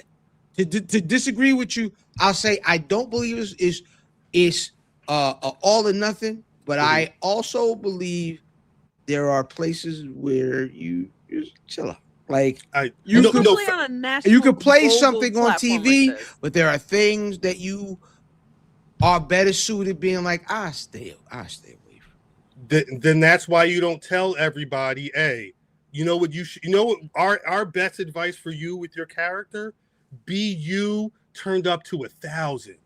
This is Jacob Fatu turned up to 1,000. The problem is you on 1,000 might be dangerous. That's 2,000. But that no, looks like 2,000. I agree with everything you're saying in regards to what this is, and this shouldn't be out there. Oh but you what do we always say? That tiger went tiger. What else was he going to do? Y'all gave they don't. But and I don't mean to cut you off, but this is what happens when you don't got somebody in the room who know about fucking what red and blue mean and what the gang or Damu or any of that shit. If a nigga was in that writer's room, he could at least sniffed out, said, we at least have a nigga in that writer's room. I seen that one guy. Paul, come here for a sec. Have you seen Colors? You seen this movie Colors? You seen Menace? You know anything about like? Asking Paul Levesque has he seen Menace is the funniest thing that's been said on here tonight. Do you care whether you live or die? I don't know. What I'm telling you is, this feels like somebody who don't understand when he got a tiger that he's gonna let go. Nobody knows, but nobody knows anything. But the crazy nigga anything. never know for real. For real. Hey, listen. You got to know you got a crazy Paru nigga on your shit. I don't know. I like watching. Wait, has he ever said Damu on the show? No. He said the timeline is the only people that talk about any of that affiliation. He don't do that. Only blood. He talks about the bloodline. Plays it. Yeah, he plays it safe. He plays it safe to a point. I thought when I saw that nigga start throwing sets up, I was like, now I don't recall seeing this. That's why I'm taking it. It was 3 weeks ago. I didn't see it initially either until Roman said something that and nigga grabbed on his hat and was like right behind him. He said, no. one hand with it. Wait, like Lil Rock? Yes. Mimi, stop it, Mimi. Stop. Gang banging. Mimi, do it. Put your other hand over to something so they don't know what you're throwing up. I swear, fam was exaggerated. It was absolutely not. And then you see this, and you're like, wait a second. He was up with it. What's up with it? You know what I mean? Nah, yo. That was the point. That was the point where I said, hey, I'm not gonna call direct attention to it because I don't know who watching what, but yo, you probably should chill out. You should not be doing that. That was where I thought there was a line crossed, and I don't know if that was a real set, but it looked like I'm not familiar with all the sets, but and then the next week he comes out dripped Blooded out. Dripped. Blooded out. He could walk down that. I was like, wait, something don't feel right. Listen, the problem is not that where he could go. There are a million places where he can looking like that. Yo, I have some all blue, completely blue from the sole, everything suede Air Force Ones. I refuse. I bought them because of where I found them in Marshalls or Ross or something. They was there for a reason. I could do something. I'm from out here. I could do something. They're so beautiful and blue. I was gonna bring them to LA for the BT Awards in 2009. Now look at the decisions you make. Now look at the decisions you talk about. I would just take those out the bag. Wow. And I said, really? You can't listen. You can't rock your hat a certain way. Yes. Yes, that's true. You can't. I'm sorry. You can't rock. I'm sorry. That's Chicago. You can't rock certain hats. Certain hats, yeah. Certain teams or whatnot, yeah. You know what I mean? You can't wear a Mariners hat. Right. It gets deep. I didn't know that. No, yeah. You gotta watch until y'all said it in the chat. I was like, okay. No, so I'm not gonna do any of this. I'm telling you. I'm gonna just keep it safe. It's why I had to start wearing BRP hats and like New Jersey Devil hats. Because when you go out into California, it's 20 fucking different sports teams you just can't wear. Don't wear no hat. None of them hats you can't wear. Goddamn Seattle Mariners hats you can't wear. Listen. And it's like the Minnesota Twins. There's one particular Twins logo that the one gang used, and you can't rock that. Cincinnati Reds, you can't wear them.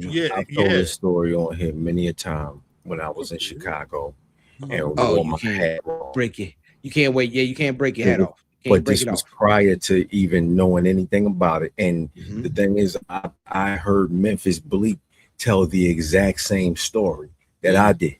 And I'm like, yo, that's crazy because niggas don't know this shit. We don't know. Right. I ain't know nothing about the gang culture in Chicago when I went out there until they pulled me up at work. And the bouncer in the joint I was working at was like, listen, cuz.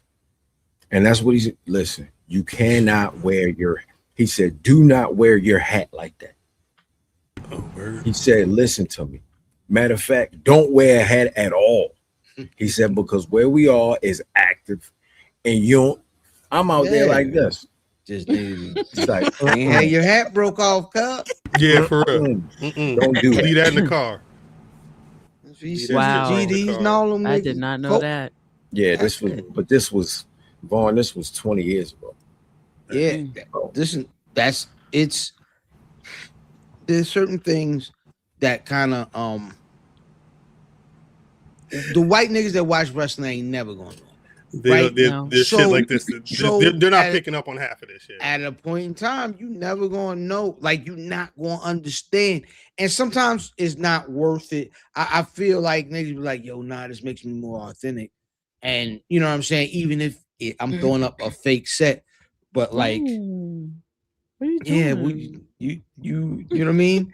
And nigga just, you can set yourself up to be in a particular place. These niggas, this is a nigga that went jail. This ain't a nigga. This ain't a costume nigga. This is a nigga that used to get busy. You know what I mean? Was outside, for real, outside, and went down. My man's an old gangbanger, so I know he sleep. We never mind. Never mind. No, you don't know. We've had a lot of Jacob Fatu conversation. Is there I mean, AEW was fun. AEW shot that Maya World Mercedes Moné match at a Forbidden Door. Jesus Christ. She should have won. And I don't get into results usually. No, that was a misstep to me. I think that was Math had mentioned that right after, like, the time to do it would have been right there. The momentum was right there. I think the time was right there. Because the thing is, you make one person, you make a person there, right? I understand whatever you're doing with Mercedes is what you're doing with her, right? And listen, I love Mercedes. Mercedes is my lady goat. Yeah. But the timing. It's what you guys did with Wardlow. It's you know what I'm saying? Yeah. Where is he? Exactly. He's an American Gladiator. He did the Gladiator show. He may have returned, but he ain't done nothing. He ain't throwing up his set. That's funny. It's very funny. You never know. The real shit. Okay. What's the white supremacists be doing? Like? Oh yeah. They Mercedes. do. They got a code. They got little shits. I'm sorry. With Mercedes going on that long run and shit, and everybody looking at it as questionable if she like legit put anybody over. If it helped anybody, I think that this would have been the perfect time for her to really like. If she would have put Maya over. Granted, she was already over getting in the ring, but I guess that's what we're assuming. I think that's the thought. Would have given a rub. You know what I mean? It would have been official. A huge deal. Yeah. I feel like you burn the book and prick the finger. You've made her like a gangster if she beats Mercedes. She was set. I will say I thought that I thought she was going to win that. The way the fanfare felt, it felt like she was gonna have to get the win. They were loud. Yeah. I mean, it was made for Maya to have that big baby face reaction. But I think throughout the match, Maya showed and proved why we've been talking about her for so long and why she's there right now. That's right. I think the only benefits I do 100% agree when Fan mentions being a little disappointed about that. I think the only saving grace is immediately following that performance and her not being able to beat Mercedes Moné. They had Athena cut a promo and Athena's like, oh yeah, you little blah blah blah. I just saw they just booked a match with them next week. The winner of that is supposed to have a shot at the title at Redemption, the show they're having at the end of this month. So who knows? I wouldn't be surprised if we get to see Maya World get like a not an eliminator, but like get an actual championship attempt. I think that way. You can fix it if Athena's historic run comes to an end, losing to Maya World, because you can't waste that, right? No. You have now, first of all, but you have to also be. It's got to be a springboard onto Athena doing what she's been supposed to be doing and being on weekly AEW TV on Wednesdays. But I mean, that's the thing here is you have the cool thing here is you have and Techless, whoever Techless is, but I feel like there's a triarchy, if you will. Shout out to my driggers. You have three women here. I'll explain to you later, cuz you have three women here who can really, really be elevated and going in the right direction if certain people win and do certain things, because the care is with these three people. And if you have someone in the moment that is winning, because that was I'll say it, that could have been AEW's Kofi Mania. Yep. But you didn't do it, and we're here now, right? So you can't keep crying over the milk that's on the floor. That being said, you still have an opportunity with all three of these women to put them in the right way. And I am not a big believer of the quote unquote fumble, but where you come out with specifically Maya World, because at this point in that company, Athena is Athena and Mercedes is Mercedes. Maya World is someone who you can make and be substantial to your company for years to come if you do the right thing now. Yeah, literally right now. I think Sean Tragedy mentioned Sensei versus student. I think that to echo what you were saying, that and whenever they do the Maya versus Athena ROH Women's World Championship match, it's gonna have to be the moment where Athena is taking over the ROH show, and no, Maya's taking over the ROH show. I'm sorry, and Athena is being added as an integral part into Dynamite or Collision or whatever to hopefully vie for a world title at some point. But that remains to be seen. Imagine Cuz talking down on all this gang stuff with that big B on his hat. Keep going. I was going to say something earlier. So was I. Passing the torch indeed. Shout out to AEW. That goddamn they called it Death's Door. The cage structure they had for the Team MJF, Team Mark Briscoe. I got an image of it somewhere. Here we go. I thought Kevin Knight was dead. Then they had the bomb. It blew up. Like, look at that. Look at that dope. shit. That's dope. That shit is huge. Yeah, you just can't have a one-on-one match in that thing. You bet not. No, you can't have a one-on-one match. Someone will try to kill themselves. You can have Brock Lesnar over there. Mm-hmm. Yeah, one of them throw the other one off. I like the room though. I like that there's room around. Yeah, it looks dope. It's aesthetically, it's very cool. Yeah, I like it. I love it. It reminds me of when WWE first got their Hell in a Cell. Mm-hmm. Oh, it was this wide? Well, I mean, initially, there was a lot of room around there. Because it was all them floor, the extra floor on the outside. They basically had it. It went like right up to where the announce desks were at a certain point, so you got enough area to run around in. But they used it well. They used it people up top, and god dang it, the backpacks were a nice touch. I enjoyed the backpacks. And Leo Rush in the backpack. This shit killed the Kevin Knight spot killed me. Yeah, no, it blew up. He got blowed up. Yeah, Nitro. And he was selling it on. He had a black eye, and he had a gauze around his forehead too. He was really selling it. But that Leo Rush shit though, I rewatched the whole clip. If you watch anything on the show, watch. So they like Fam said, they all had bags. They all had some type of backpacks, right? And you could have weapons, whatever you bring some shit in there. Shout out Cuz Man. Shout out to Cuz Man, Kylie Watson. Facts. Kylie Watson had the goddamn Nintendo. He had the old school Nintendo. They said he had the pro wrestling game. He blew in the cartridge, threw it in Nintendo, and then big somebody upside the head. There was a large hockey bag at ringside. And MJF said, "Go open it up. Go open it up. See what's in there. Tell me what's in there, cuz." Fucking Leo Rush was in that shit. Oh my god, Leo got that rush. He was biting niggas.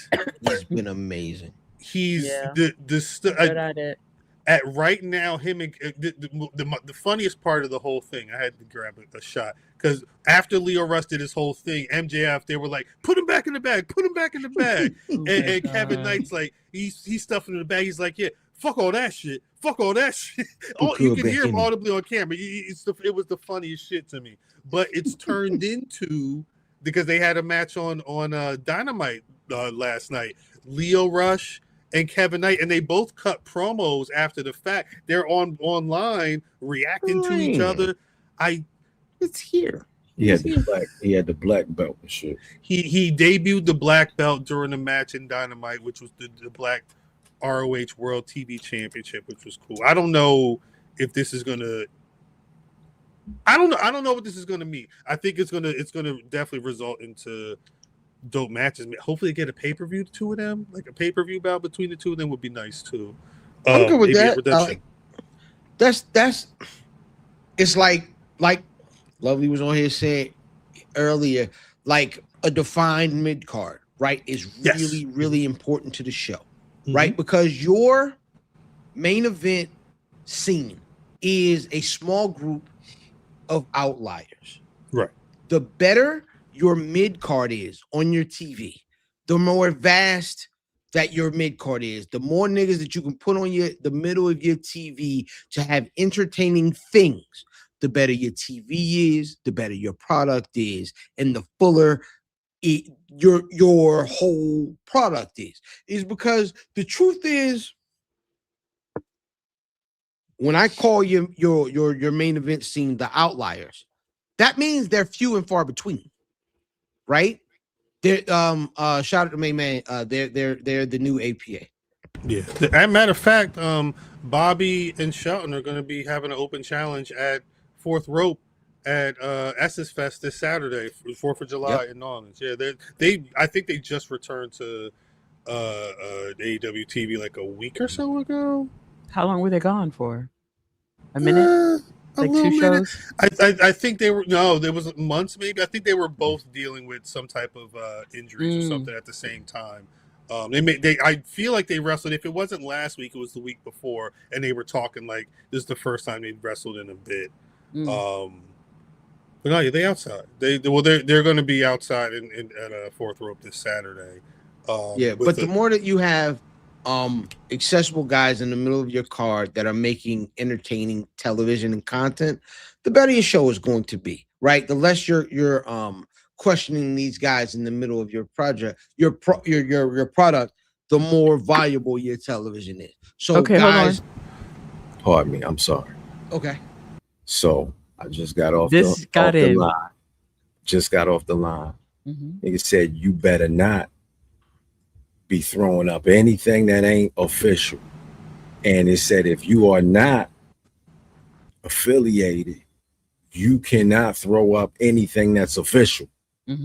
But what if you? How did he feel about that? How did he feel about what he said? I wasn't trying a wrestling fan. I wasn't trying to get all that. Okay. You know what I mean? I wasn't trying to put all that on the line. Okay. So he can't. So he can't throw up no fake shit. No. And he shouldn't be throwing up no shit. Is what at all. Saying. Yeah, you can. I don't think he can do both. So if the onus is on him to not throw up fake shit or throw up real shit, he can't be representing at all. Only reason why I say let me make it is because my peoples is from there. I understand. Is from what he got on. Yeah. And I've seen it. And I'm like, you tripping. And I'm like, you are really tripping. And like, we need to get the information from the source, but I think the situation I need to dig into this now. I need to dig into it. Mimi ain't been watching the documentaries. You gotta watch the gang documentaries. I don't. You do have. No, I could watch the gang documentaries. You got Graham and G. You can still, you know what I mean, reach out to family. But, yeah. You know what I'm saying? Yeah, real good. Look anyway. that shit up. It's just funny because he put that shit on purpose. I'm sorry to bring us back here. No. I'm glad you completed that thought with when you got the call because people was asking if he was on the. Nigga said, somebody somebody throwing up a fit.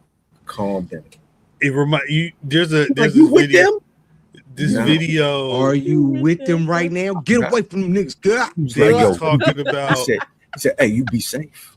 You too. There's a video online. This girl, her father, I think he's affiliated. He's a vice lord or something, a GD or something. I think he's a GD. What's a vice lord?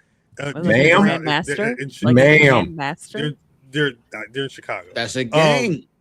Oh shit! Sorry. Yeah, the dad was a GD, and playing. She played a G Herbo video, and G Herbo was talking Chicago niggas. He was talking about fuck GD or GDK, some shit like that. That's crazy. And the father, he said, "Man, cut this shit off!" Like because he's like he in that shit for real, and he didn't want to hear about none of that shit. None of that. Man, cut that shit off. Fuck Shout that. To the he was Golden ready Lords. to kill that nigga. Ooh. Shout out to Kamikaze. Was there anything else? AEW? I don't think so. Collision was on tonight, so if you missed that, you better catch that. I'm assuming that's not on because something's going to be going down 4th of July on Saturday. I don't know. 4th of July. I guess. What are y'all doing for the 4th? Staying cool. Well, if it's not, chicken. if it's not super hot, I do want to put something on the grill, but it may depend on what that rain does to the temperature tomorrow. Yeah. Oh, you seasoning tomorrow? There you go. Hey, Good that's luck. why I was asked. I asked you the question, you didn't answer me. What was the? But so it's hard to answer that put it on the question. So internet. all right, no, let's put it. We can say it here. Mm-hmm. Yeah. Like so, both of us recently got Blackstones. Shout out to Blackstones. Right. I seasoned mine. Shout out to my family. A couple days ago. And shout out to the Blackstones. And shout out to Vic, man. Anyway, that's actually a family. All Blackstones. Shout out. That is a fact. I seasoned mine. I did 5 coats at the grapeseed oil. And when you say grapeseed oil, I mean when you say smoke, I mean it smokes. It smokes because it's fire. It's heat and it's oil.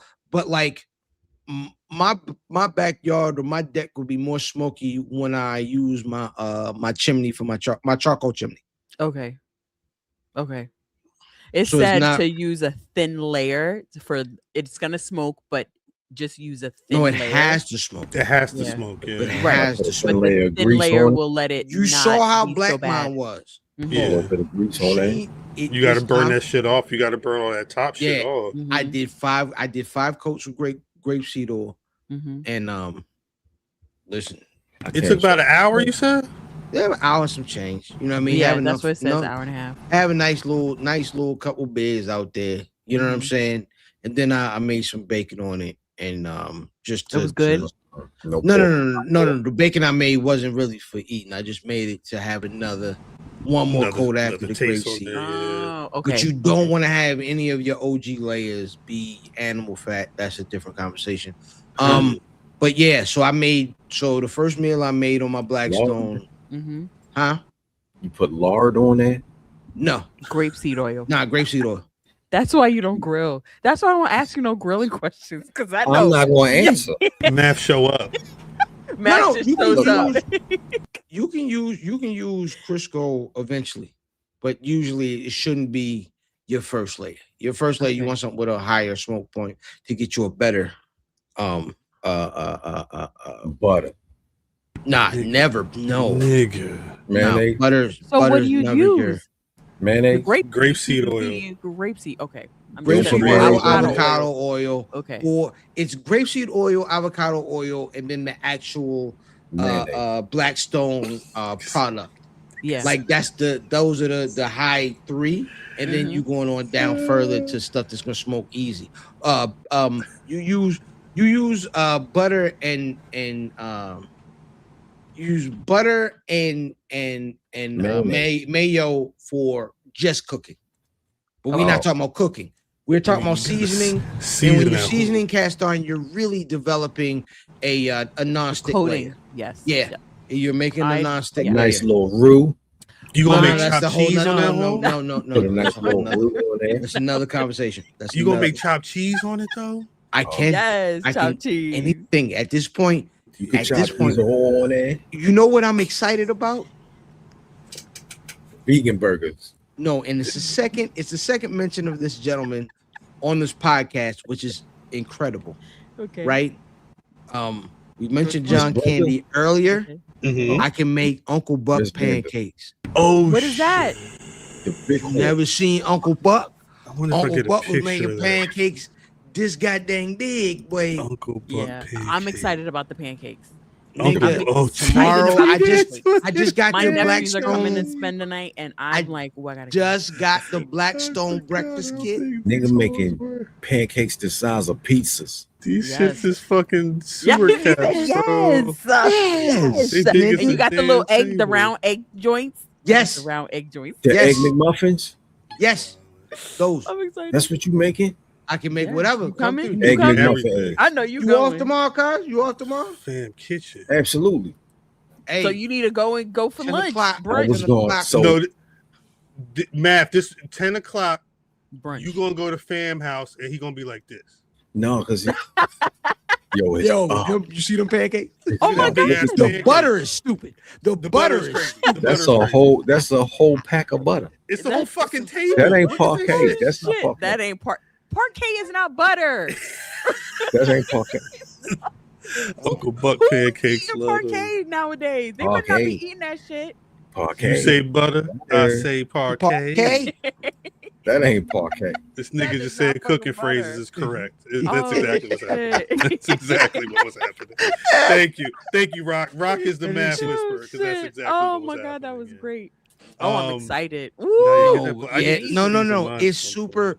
Listen, that device in my backyard right now, that goddamn big, because it's the don't sit up all high. It's all buttons. It's a hey, yo, you gonna start pushing onions around and making them choo-choo trains? Yes. The video. I can do that. I can do that. And throwing the egg in your hat. The hibachi. Cause gonna tell somebody this is the problem. All right, so let me tell you how. Let me tell you how. Let me tell you about my cousin. My cousin, right, is a How do you explain this? Is like the story ends for cuz the same way that it does at everything, right? You know how you like, well, if I started here, it's got to end this way, right? Mm-hmm.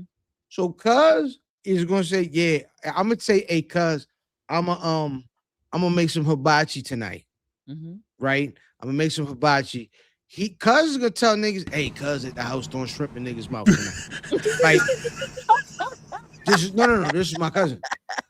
This is my cousin. That's perfect. Jermaine, that's perfect. Jermaine, that's perfect. It's the niggas catching the shrimp is the problem. Hibachi. Wow. There you go. I like that.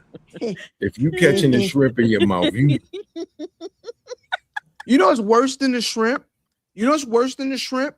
Is the nigga with the squeeze bottle? Yeah, that shit is so. That shit is so stupid looking. Get the, what are you dumb ass out of here? Cuz shooting juice in their mouth. Hey, yo. Wow. Hey, yo.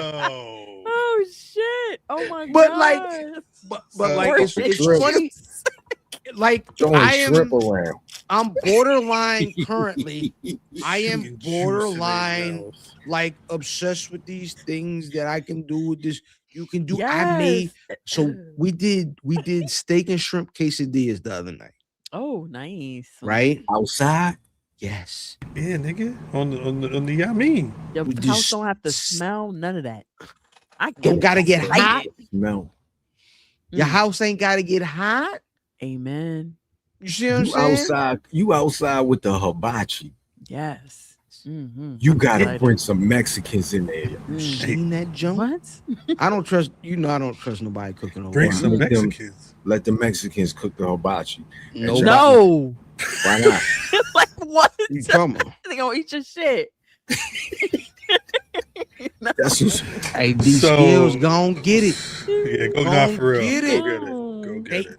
I'm going to the butcher tomorrow. I'm not even going to the supermarket. I'm going to the butcher. Shout out to the butcher. Steaks be this thick.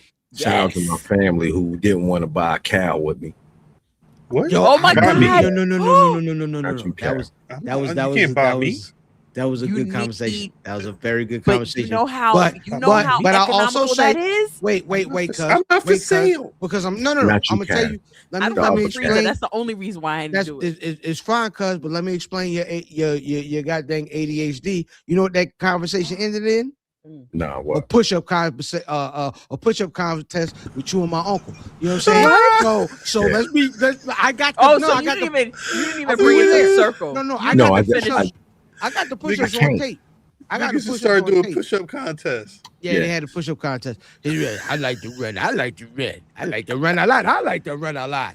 Like that's what it is. Wait a second. How did you bind a cow to that? Because my family is crazy. Mind your business.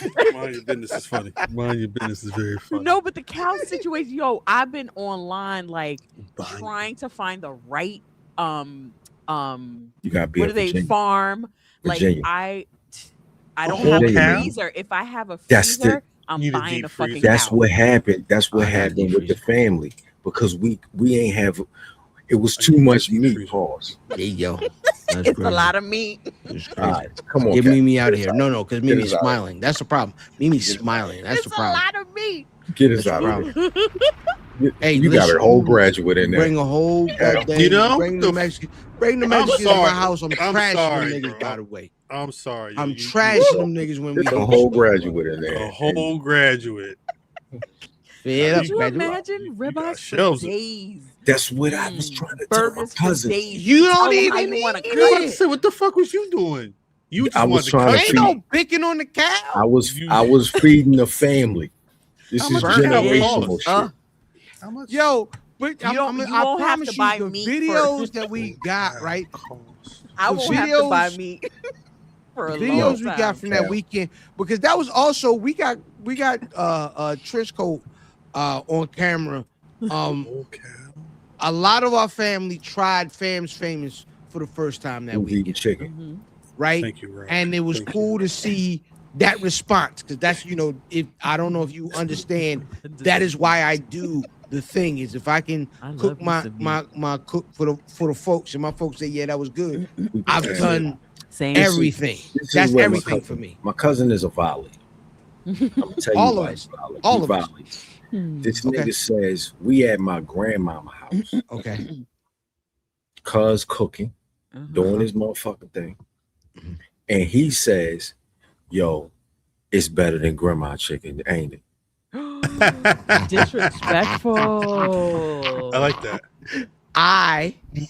What was the answer though? What was the answer though? Hold on, you want hollow gram? I'll Right. tell you. Go ahead. No, go ahead. The answer is I can answer that. You can't. So I should go. I'm waiting. Because here's the thing. If the answer is no, right? Mimi. Oh, If the answer is no, these niggas, Plentiful. you've been on this y'all have all been on this podcast with me before. And if my cousin disagrees with me, watch this.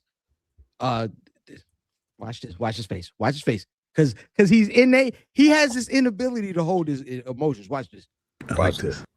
Watch this. AEW TV is its best when MJF is on it. right? He That has was this good. little- That was good. That was good. You're right. That was immediate too. That was good. That was good. YouTube.com/Black Rasslin. All it means is there is a tradition of cooking in our family. And I learned from all of my OGs that there is an importance to it don't even necessarily need to be the best, but it has to be good, because we will It gotta be good. critique everything, right? It And gotta be. there is an importance to me to be able to be like, yo, we're wherever, and I can get busy with whatever, and my people being like, this is what we need. He did the thing for us that we all needed at that point, and that's super important to me. So when we was at my people's house, you know what I'm saying, we was all going through something. And I was able to be like, yo, how was that? That's And right. niggas was like, yo, that's what's up. That's right. My uncle. Shout out to Uncle Tone. Uncle Tone. Yep. He look at everything in the backyard. Hey, made me shut It's your up. problem. This is your problem. I miss Uncle Tone. I was thinking about him the other No, you day. don't. I ran into Don't forget Uncle that. Tone. I ran into Uncle Tone at the grocery store getting ingredients to cook for my people. Shit. I'm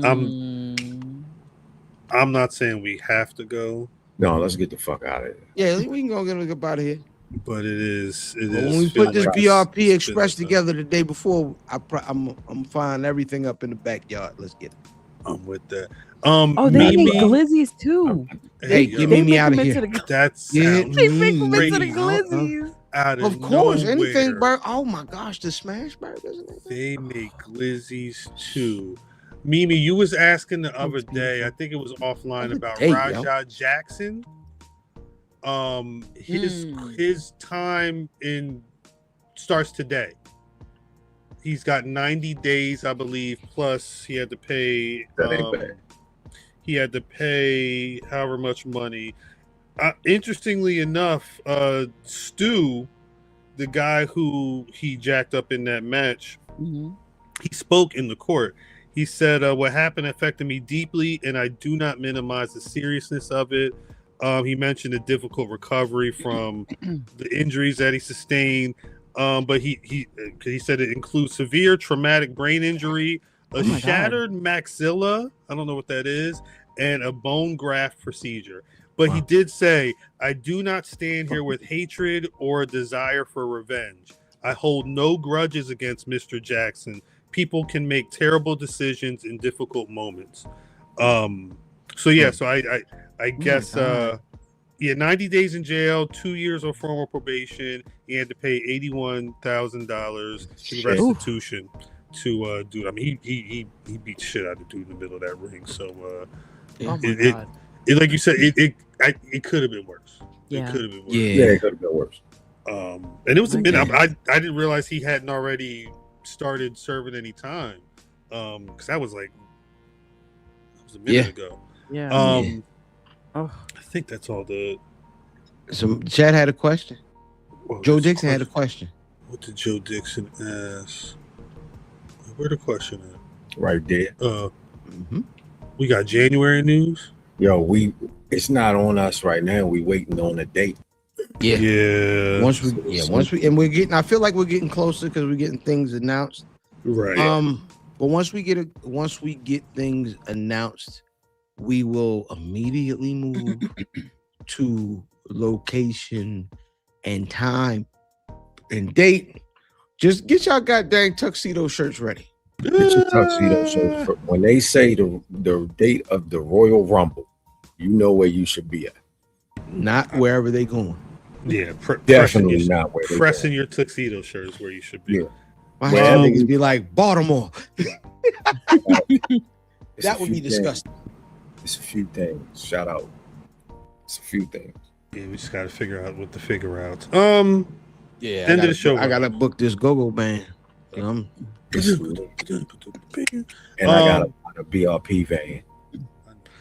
Nah, nigga, the BRP Express is going to goddamn Ashe. I'm not driving.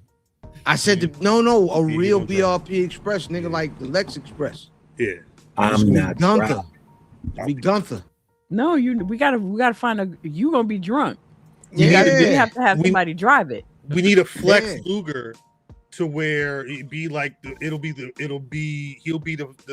Lex Luger. He may have to wear like the Pan African flag or something like that. He need to be Yamined up. Mm-hmm. That's a fact.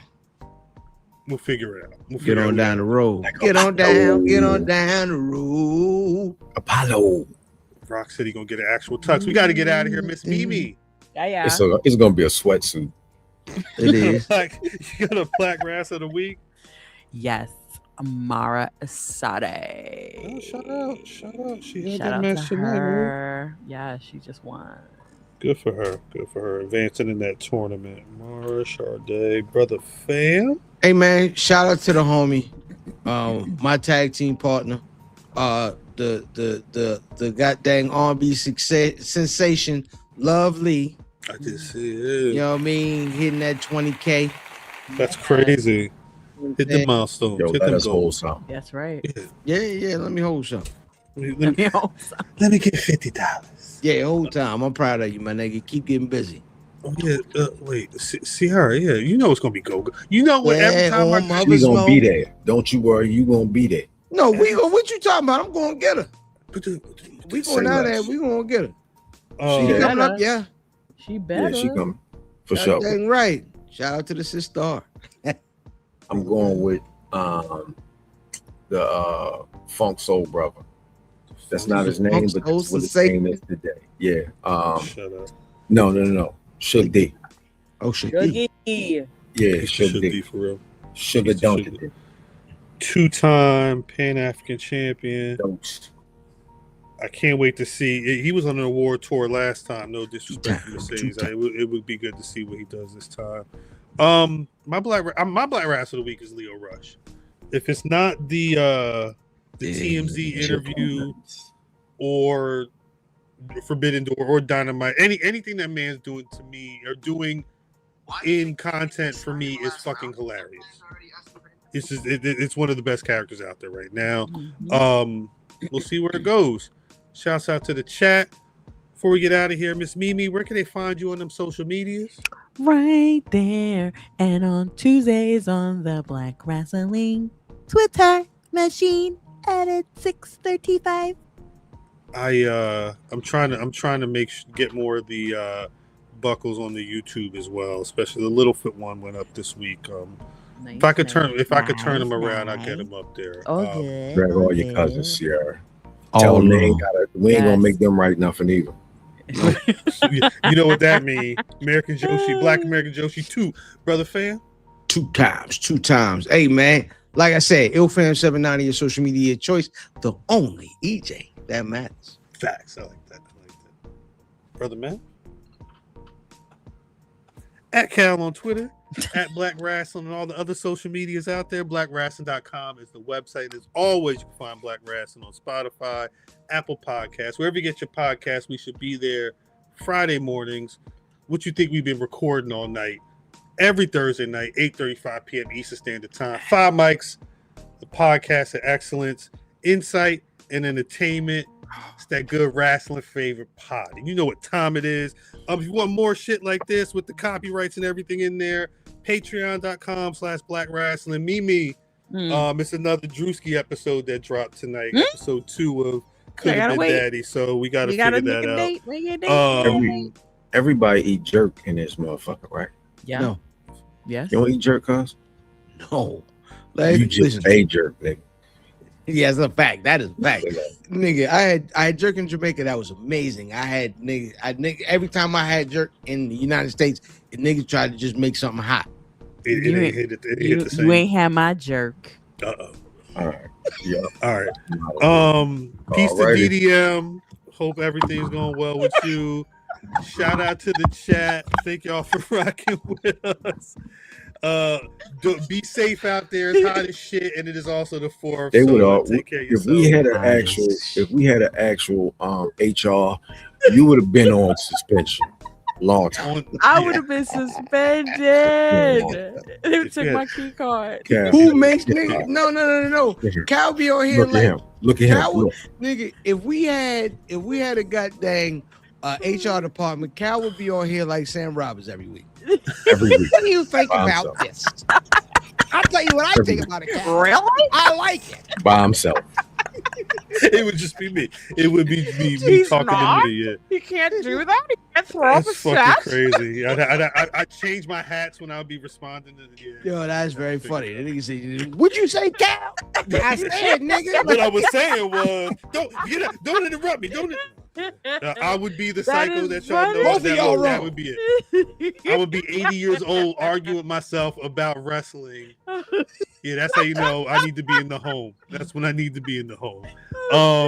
Shout out to y'all. Take it. Appreciate y'all.